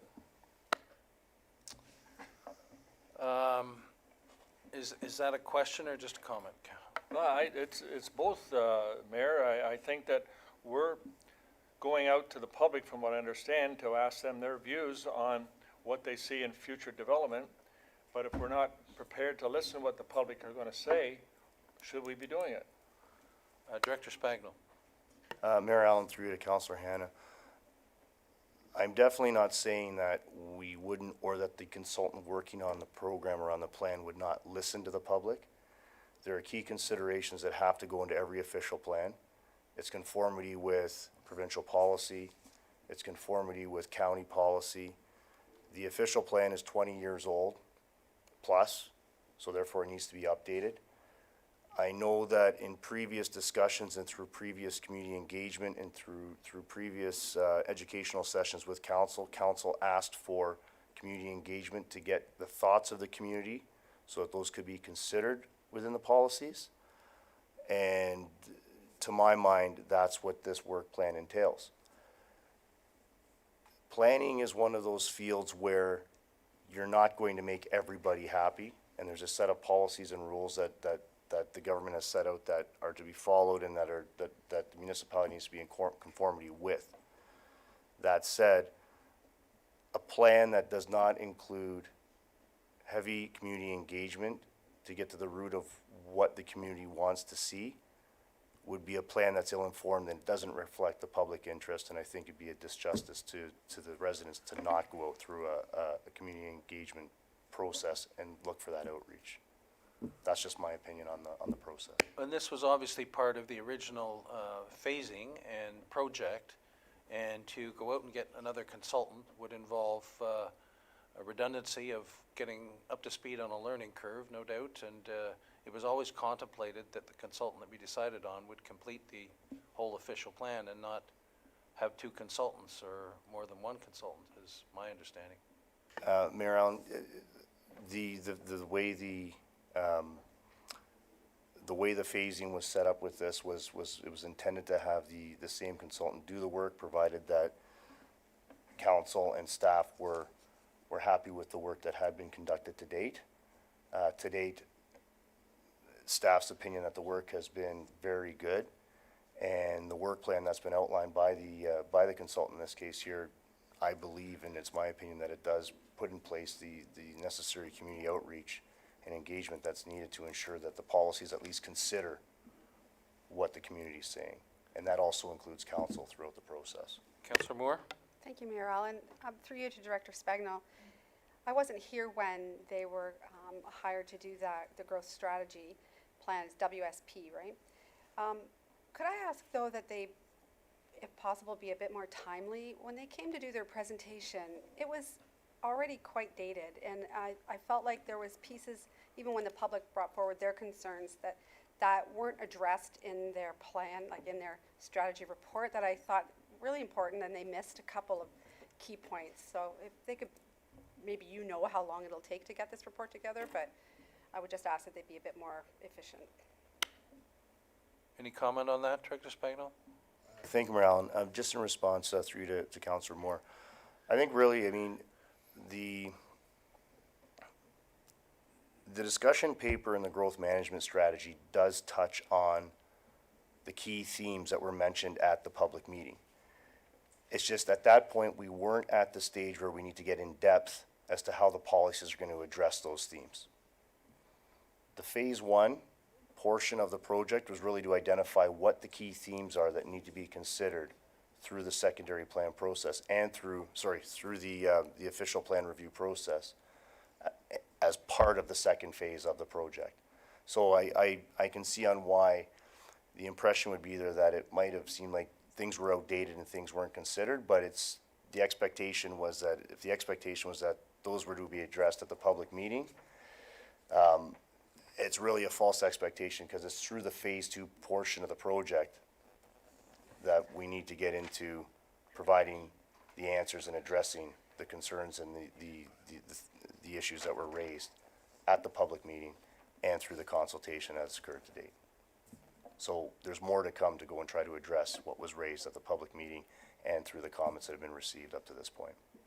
Okay, so the motion reads that the report from the Director of Planning, sorry, did you have, Councillor Ritchie? Thank you, Mayor Allen.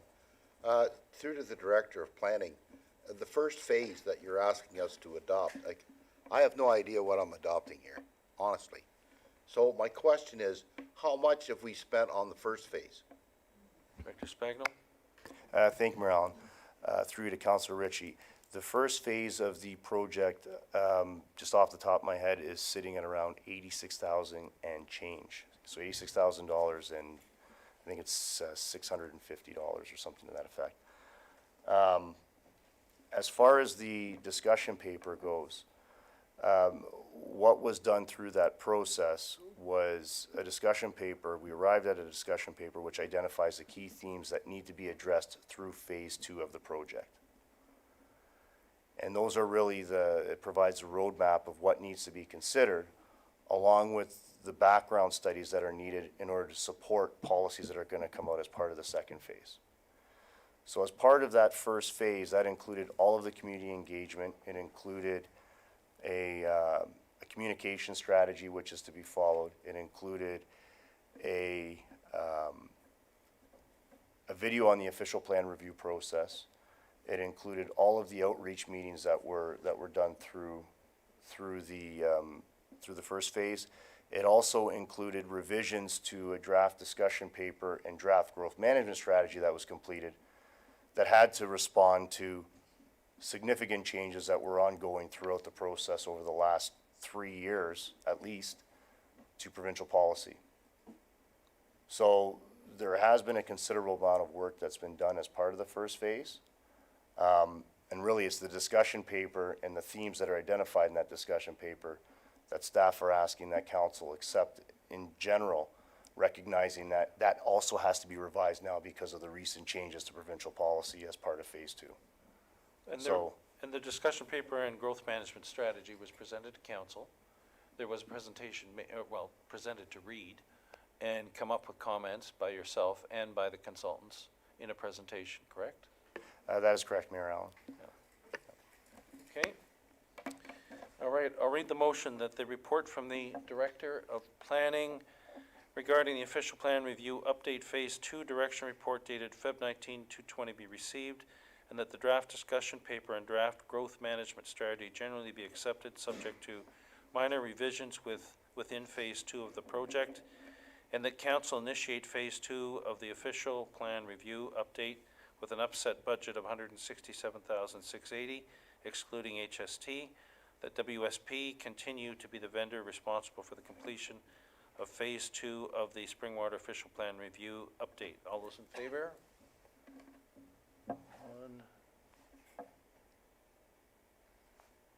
1, 2, 3, 4. Opposed? 1, 2, 3. That is carried. Okay, so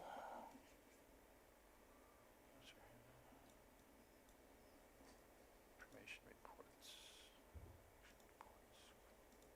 So we're moving on to 12 information reports, and there are 8 of them. Any questions with respect? Mover and seconder to get it on the floor. Councillor Cabral, Deputy Mayor Coghlan. Questions with respect to these? Councillor Cabral. Thank you, Mayor Allen. Question for Director Coleman. Which report? The street sweeping contract extension. And that's number 4. Okay? Mine's a bit messed up, but yes, number 4. Anybody else?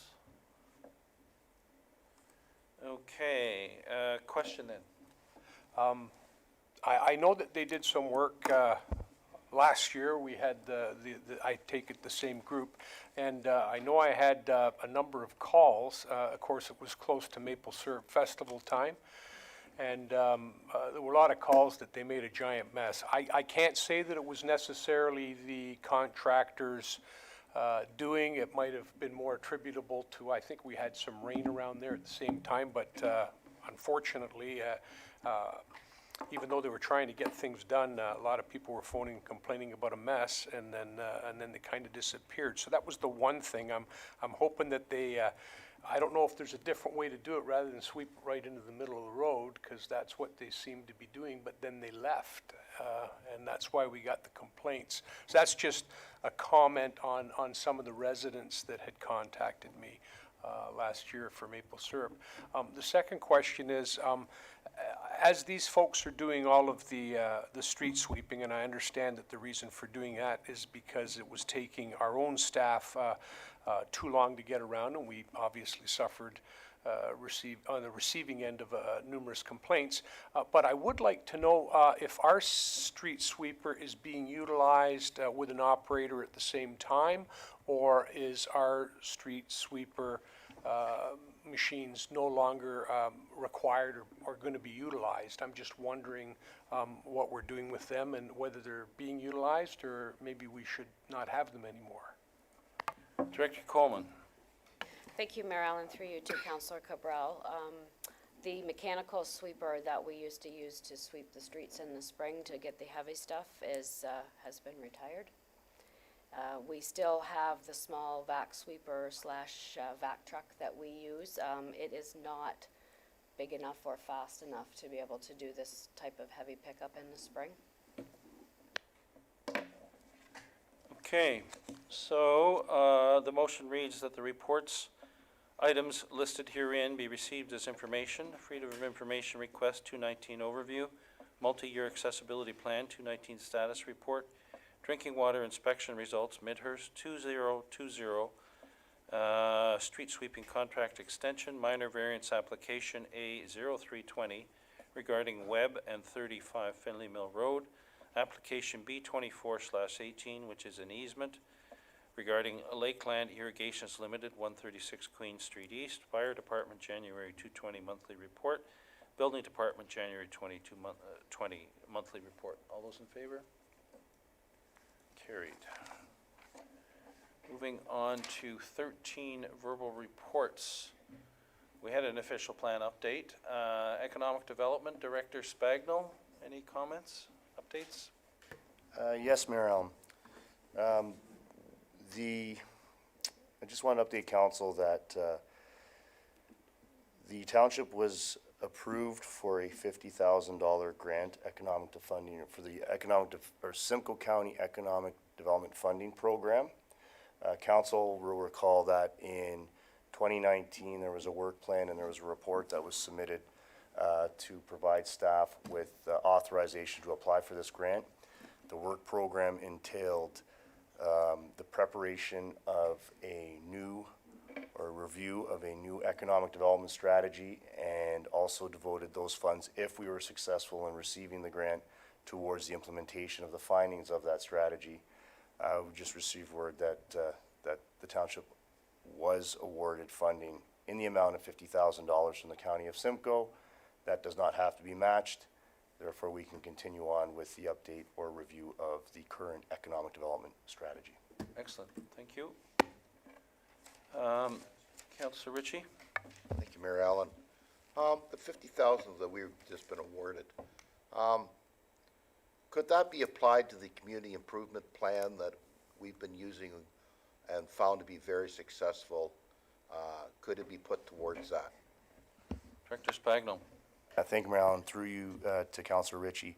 The $50,000 funding grant is for the implementation of things such as business retainment and the findings that would come out of the the updated economic development strategy, so it's something that we could explore once we've actually got the strategy completed. So we would have to take a look at that when the strategy is completed as to whether or not we would devote those funds or direct those funds towards that.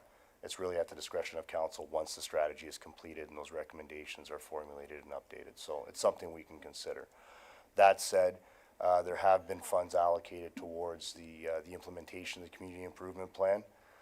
So we'd have to just take a look at how those funds have been allocated and how that relates to the updated strategy. But it's something we could look at. Just if I may, before the follow-on, we had to stipulate in the application, some degree of detail of how the funds would be used. Is that correct, Director? That is correct, Mayor Allen. There was $20,000 to be directed towards the review and potentially the new economic development strategy for the municipality, because the one that's in existence right now is from 2010. And then there was $30,000 that were allocated towards, as I said, the implementation of the findings of that study. Okay. And the recommendations. So those are things that we can still bring forward as a result of that study being completed. Follow-on, Councillor Ritchie? I just want to mention, I'm bringing in this up, it seems like the community improvement plan is a separate thing, but it's been a very effective plan and works.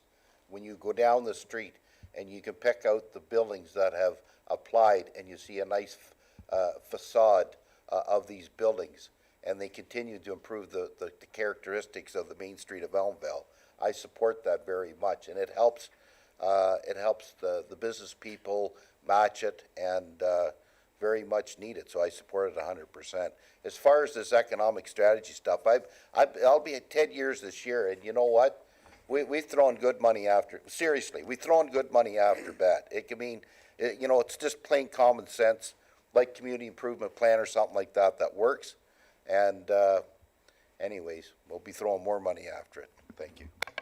Thank you. Moving on to county updates, please. 13.3, Deputy Mayor Coughlin. Thank you, Marilyn, and through you. At our last meeting of council, we had a $2,000 operating youth transitional housing, which was formerly the Morton House. So it's actually a lease-free agreement, so very kind of them, so we're able to provide that to residents. We discussed briefly, and I'm sure there's going to be a more at-length conversation regarding the required transfer stations, the new required transfer stations for the solid waste management.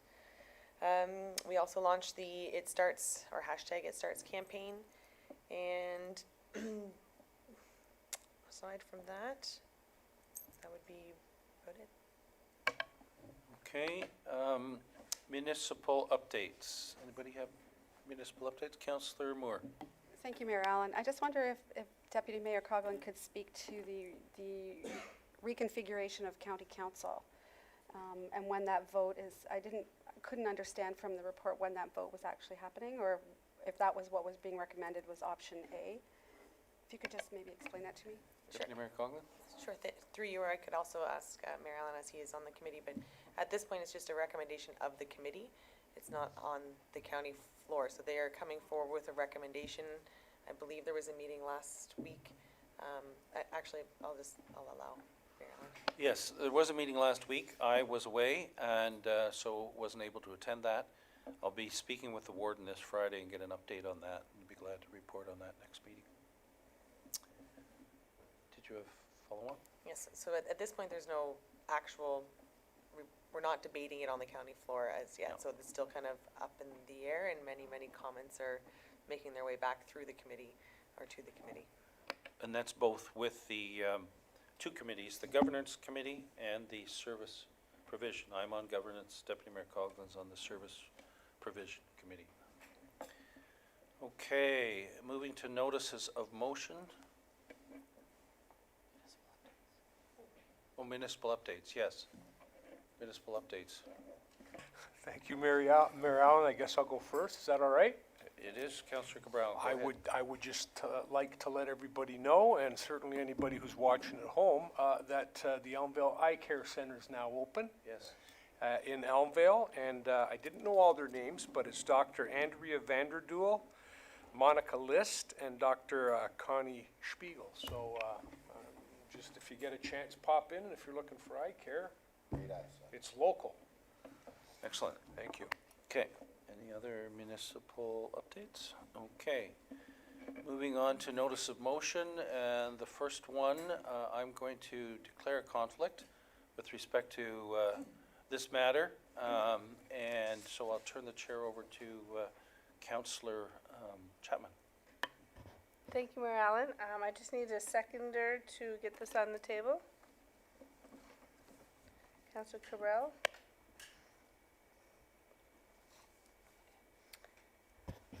That council hereby directs staff to seek proposals for the services of the Integrity Commissioner, and that the report outlining the scope of the request for proposal, the RFP, be presented to council for approval prior to its release, and further that a report detailing the submissions be presented to council for consideration no later than the first regular council meeting of July 2020.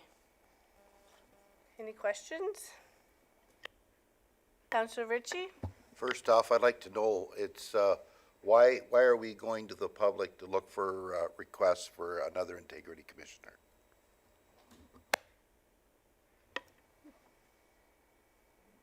Deputy Mayor Coughlin? Thank you, and through you to Councillor Ritchie. The reason that I'm putting this forward is that there are many other options, including the Integrity Commissioner or the Ombudsman. I personally don't know the scope of what's available to us. I don't know what the costing is. I find the costing to be quite high. So I don't know if there's other options that are better suited for our municipality, and unless we go out to an RFP, we won't know. Follow on? Yes, if, it's nice to see you have a handle on the purse strings. Having said all that, if we're worried about the cost, then we should look at the bills that have come in so far and relate them, and we can discuss that, and that would give us direction whether we go out for an RFP. So what's the cost that they've handed us so far? I think we're putting the cart in front of the horse here. We need to look at the cost, the bills, and what they relate to, and then decide from there. Deputy Mayor Coughlin? Thank you, and through you to Clerk Chaperone. From what I'm understanding, we're about $14,000 with some individual phone calls of over $1,000. So I would just like to know if there's other options available. There might not be. This might be the best firm to remain with, but because this is new and because this is legislated upon us and because it was essentially recommended by the county, I just want to make sure that we are with the right firm. Councillor Moore? Thank you. Should we not be given, maybe on a yearly basis, a report of some sort that outlines what we were charged for, how much, and potentially who called or who created the cost, and a final total? Shouldn't that be something we're provided with every year, Clerk? Kirk Ainsworth? Thank you, through the chair. That's not something that's mandated. It can be something that council asks of the Integrity Commissioner. As far as the information that's provided, they are restricted in what they can provide. So they cannot provide identifying information for who might have called for advice. Members of council and members of committees are free to contact them for conflict advice or advice on the code. So in the invoices, we do have a breakdown of whether it was training, such as the sessions we had at the beginning of the term, whether it was a call for advice or whether it was regarding a code complaint. So that part is broken down in the invoicing, but as far as any other details, that has not been provided. Follow on? Thank you. I think it would be worthwhile at least having what the calls were about, so that if we're all calling about the same thing, asking the same question, all getting charged for the same answer, then it would be worth compiling so that we aren't doing that. But I would like to do whatever I have to do to ask for a report of some sort with a detailed list of what we've been charged. Clerk Ainsworth? Thank you. As far as advice that might be common to other members of council, that is part of the code of conduct and the contract to state that if they are providing advice to a member that they feel might be useful to all members, or if they see a reoccurring pattern in information that's being requested, that they would provide that information to all members without divulging who was requesting it to begin with. And as far as a report, that is something that staff could work on with the Integrity Commissioner to provide as much information as is possible to members of council regarding the costs. I can provide you with a breakdown of costs from 2019 regarding what was code implementation, education, as well as advice or code complaints. So the total invoices for 2019 was just under $14,000. Training and implementation code implementation was $1,800 of that. Education and training was $1,600. Code complaints was just under $8,500. And advice to members was just under $1,800, and there was about $300 of travel apportioned to when they did visit the office. Councillor Hanna? Thank you. I support this motion, and I would like to say my motive is not just about the costs. And I also like to make it clear that I never had one telephone conversation with these people, and I did respond to them on multiple emails when they asked me for information. Deputy Mayor Coughlin? Thank you. And on top of that, I mean, there is an option for an ombudsman and, or sorry, what's the other word? You're shaking your head. Can you elaborate on the shake? Thank you. The ombudsman, the only thing the ombudsman would do is close meeting investigations, or if there was a complaint saying the Integrity Commissioner wasn't doing their job or that the municipality didn't have a code of conduct, that's when the ombudsman might step in, but they would just state, yes, there was an investigation in accordance with your procedures, and wouldn't go into detail of investigations. Okay. And then when it comes down to costing and talking with colleagues from other municipalities, because we don't really understand how we're being billed, because I feel like it was pushed on us. And for example, if there's a member from Springwater who doesn't like something that's happening on Wasaga Beach's council, is Springwater billed, or is Wasaga Beach billed, or are we both billed? And we think it's going to be on the complaint, but we don't know. So I think that there is more information that we need to know, and it doesn't hurt us to know unless it costs a lot of money to get the report. But I just think it's in our best interest to know what our options are. Any other questions? Councillor Cabral? Thank you very much, Chair. I just kind of looking at the numbers here and stuff, and I'm kind of wondering if there's still a few outstanding bills with respect to their attendance at a couple of meetings, because I was under the impression they charged a fairly substantial amount to attend. Like, I'm not sure what the amount is, but I thought it was above $1,000 just to show up for the day. Clerk Ainsworth? Thank you. There is in the contract, there is a $1,600 fee when they have to attend for a day, but there is also one instance where the costs were shared between ourselves and a neighboring municipality that they attended the same day. So there are no outstanding invoices to the end of December 2019. Thank you, Clerk. Like I said, it seemed a little bit light with respect to them actually coming and sitting in the chair. I thought it would be higher. Councillor Hanna? Thank you. Through you to the clerk, the mayor declared a conflict of interest in this. My understanding from the Municipal Act is we have to explain why we declared a conflict of interest. Could you clarify that? Ainsworth? Thank you, through the chair. The legislation states that a member shall state that they have an pecuniary interest or are declaring an interest, and the reasons why. Yeah, I declared a conflict with respect to a matter that's suspended by the Integrity Commissioner in reference to myself.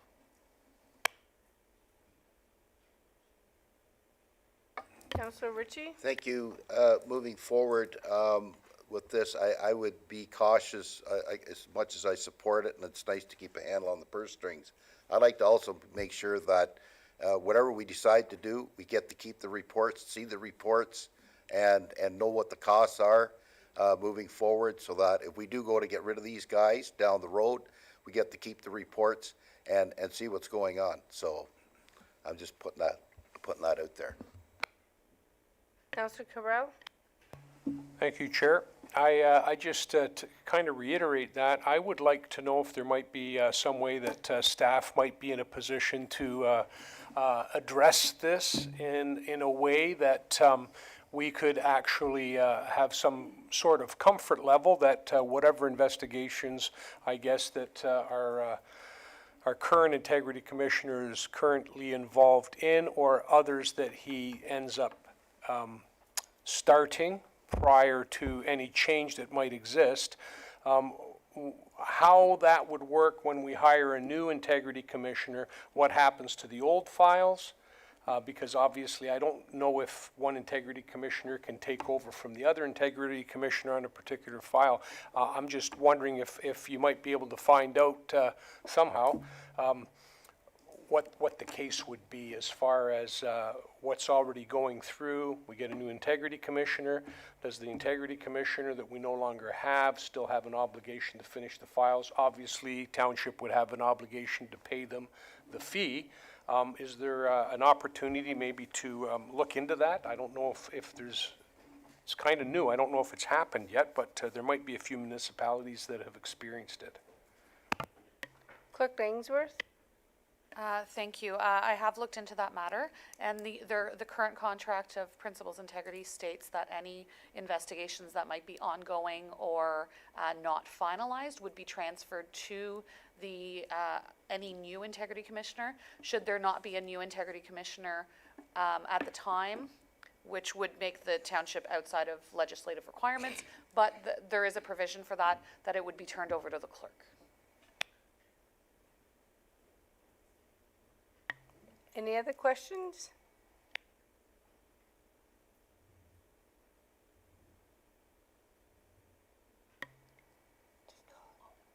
So all in favor? Any opposed? Carried. Thank you, Councillor Chapman. Next, we are at 14.2, which is a motion submitted by Councillor Hanna with respect to the Midhurst Hall Heritage Registry. Councillor Hanna, you're a mover. Do you have a seconder? Councillor Moore? Go ahead, Councillor Hanna. Sorry? Go ahead. No. Yes. Sorry, I couldn't understand. Thank you. The last council meeting, we got a report from the Heritage Committee stating that the Midhurst Community Hall had not been designated as a heritage site. There's a lot of issues about that building, and we all know that. Under the Section 27 of the Ontario Heritage Act says that, let me read it please. It says the act allows property that has not been designated, but that the municipal council believes to be of cultural heritage value or interest to be placed on the register. This is commonly referred to as listing. On Section 27(1.3, the cultural heritage properties can be added or removed from the registry at any time by council. It goes on to say, in municipalities where there is a municipal heritage committee, the Ontario Heritage Act requires that council consult the committee before a non-designated property is added or removed from the register. My motive at the time for this motion was to get council to support adding that building onto the registry. However, since I put this motion forward, I have had conversations with our deputy clerk. The deputy clerk is coming forward with a report in March, so I'd like to withdraw my motion. I'm just speaking to it so the residents that are watching know that I'm not abandoning their efforts to get the Midhurst Community Hall entered onto the register. Thank you, Councillor Hannah. I think we need a motion to extend the meeting past 10 o'clock. Moved by Cabral, seconded by Councillor Moore, that council hereby extend the automatic adjournment of the meeting to 10:30 p.m. All those in favor? Carried. Next, we have 14.3, which is a motion submitted by Councillor Chapman with respect to the haul route requested by Galibier Materials, Inc. And it's moved by Councillor Chapman and seconded by, do we have a seconder? Councillor Cabral. And I'll read it, whereas Galibier, is that how you pronounce it, Galibier? Galibier Materials, Inc. has requested that G Priest Services, Inc. be provided an exemption from the County of Simcoe to haul aggregate products to customers at full load capacity throughout the year from the entrance of the Lewis Pit site located at 2791 George Johnson Road to County Road 90, and whereas the County of Simcoe requires a letter of support from the Township of Springwater, be it therefore resolved that Council for the Township of Springwater hereby supports the request of Galibier Materials, Inc., and further that a copy of this resolution be forwarded to the County Simcoe Transportation Department. I'll turn it to Councillor Chapman. Do you want to initiate discussion on this? Thank you, Mayor Allen. Greg from GP Services reached out to me. There was a letter sent from Gabler Materials to the township, and all they're doing is looking for a letter of support so he can haul on George Johnson Road to County Road 90. The County of Simcoe requires that letter of support from us, so he is able to haul the load from Lewis Pit site to on George Johnson to County Road 90. So he asked me to put a motion, notice of motion in, and I support this. Thank you. Director Colvin, do you have anything to add to this, please? Thank you, Mayor Allen. We would have no concerns with council supporting this. This George Johnson Road was rebuilt to county standard. It is a county road. I would just request that we be clear that it's for George Johnson Road only and not any township roads. Okay. Councillor Cabral? Thank you, Mayor Allen. I don't have necessarily a problem with it. I'm in support of it. I mean, obviously, he's going from the pit to County Road 90, and I suspect that's what the exemption permit would say. My only question is to, CAO Schmidt through Mayor Allen. With respect to would there be any potential liability to the township by providing a letter of support? I don't envision any, but I'm not very well versed in this. CAO Schmidt? Through you, Mr. Mayor, to Councillor Cabral, not that I'm aware of it being, again, it is a county road, so if something was to happen or occur on the county road, nothing to suggest that we wouldn't be named in the suit, because that seems to be what happens anyways, with all kidding aside. But the reality is it is a county road, so I don't believe liability would fall to the township. It should just be to the county. Deputy Mayor Coughlin? Thank you, Mayor Allen, and through you, if this is a county road and therefore a county issue, so why are they requesting our support of it? Because it doesn't affect the municipality. Director Coleman, can you answer that? My understanding from reading the letter was that the Transportation Department at Simcoe County requires support, I guess, or non-objection from the county councilors, which would be the mayor and the deputy mayor. And I don't know why. I have had no conversation with him about it. Follow on. Thank you. No, and in that, it seemed interesting because the mayor and myself are two of 7 votes. So really, whether we support it or not, that doesn't matter if the rest of council doesn't. So I've never seen this in 5 years, and I know that Clearview went through quite the rigmarole with the endorsement of half loads and full loads and whatnot. So I don't see a problem with it, but I'm curious as to why they would need it in the first place. Okay, any other questions or comments? Councillor Ritchie, did you have a comment? I haven't noticed the motion, but Okay, all right. Okay, so I read it. All those in favor? Opposed? Carried. Councillor Ritchie, notice of motion? Yes, be it resolved. Sorry. Be it resolved that Council Director CAO Smith to explain before council has the authority to hire and fire staff as/personnel, and further that this council be part of the interview process for any director's position or any position that has direct access with council on or before the next scheduled council meeting.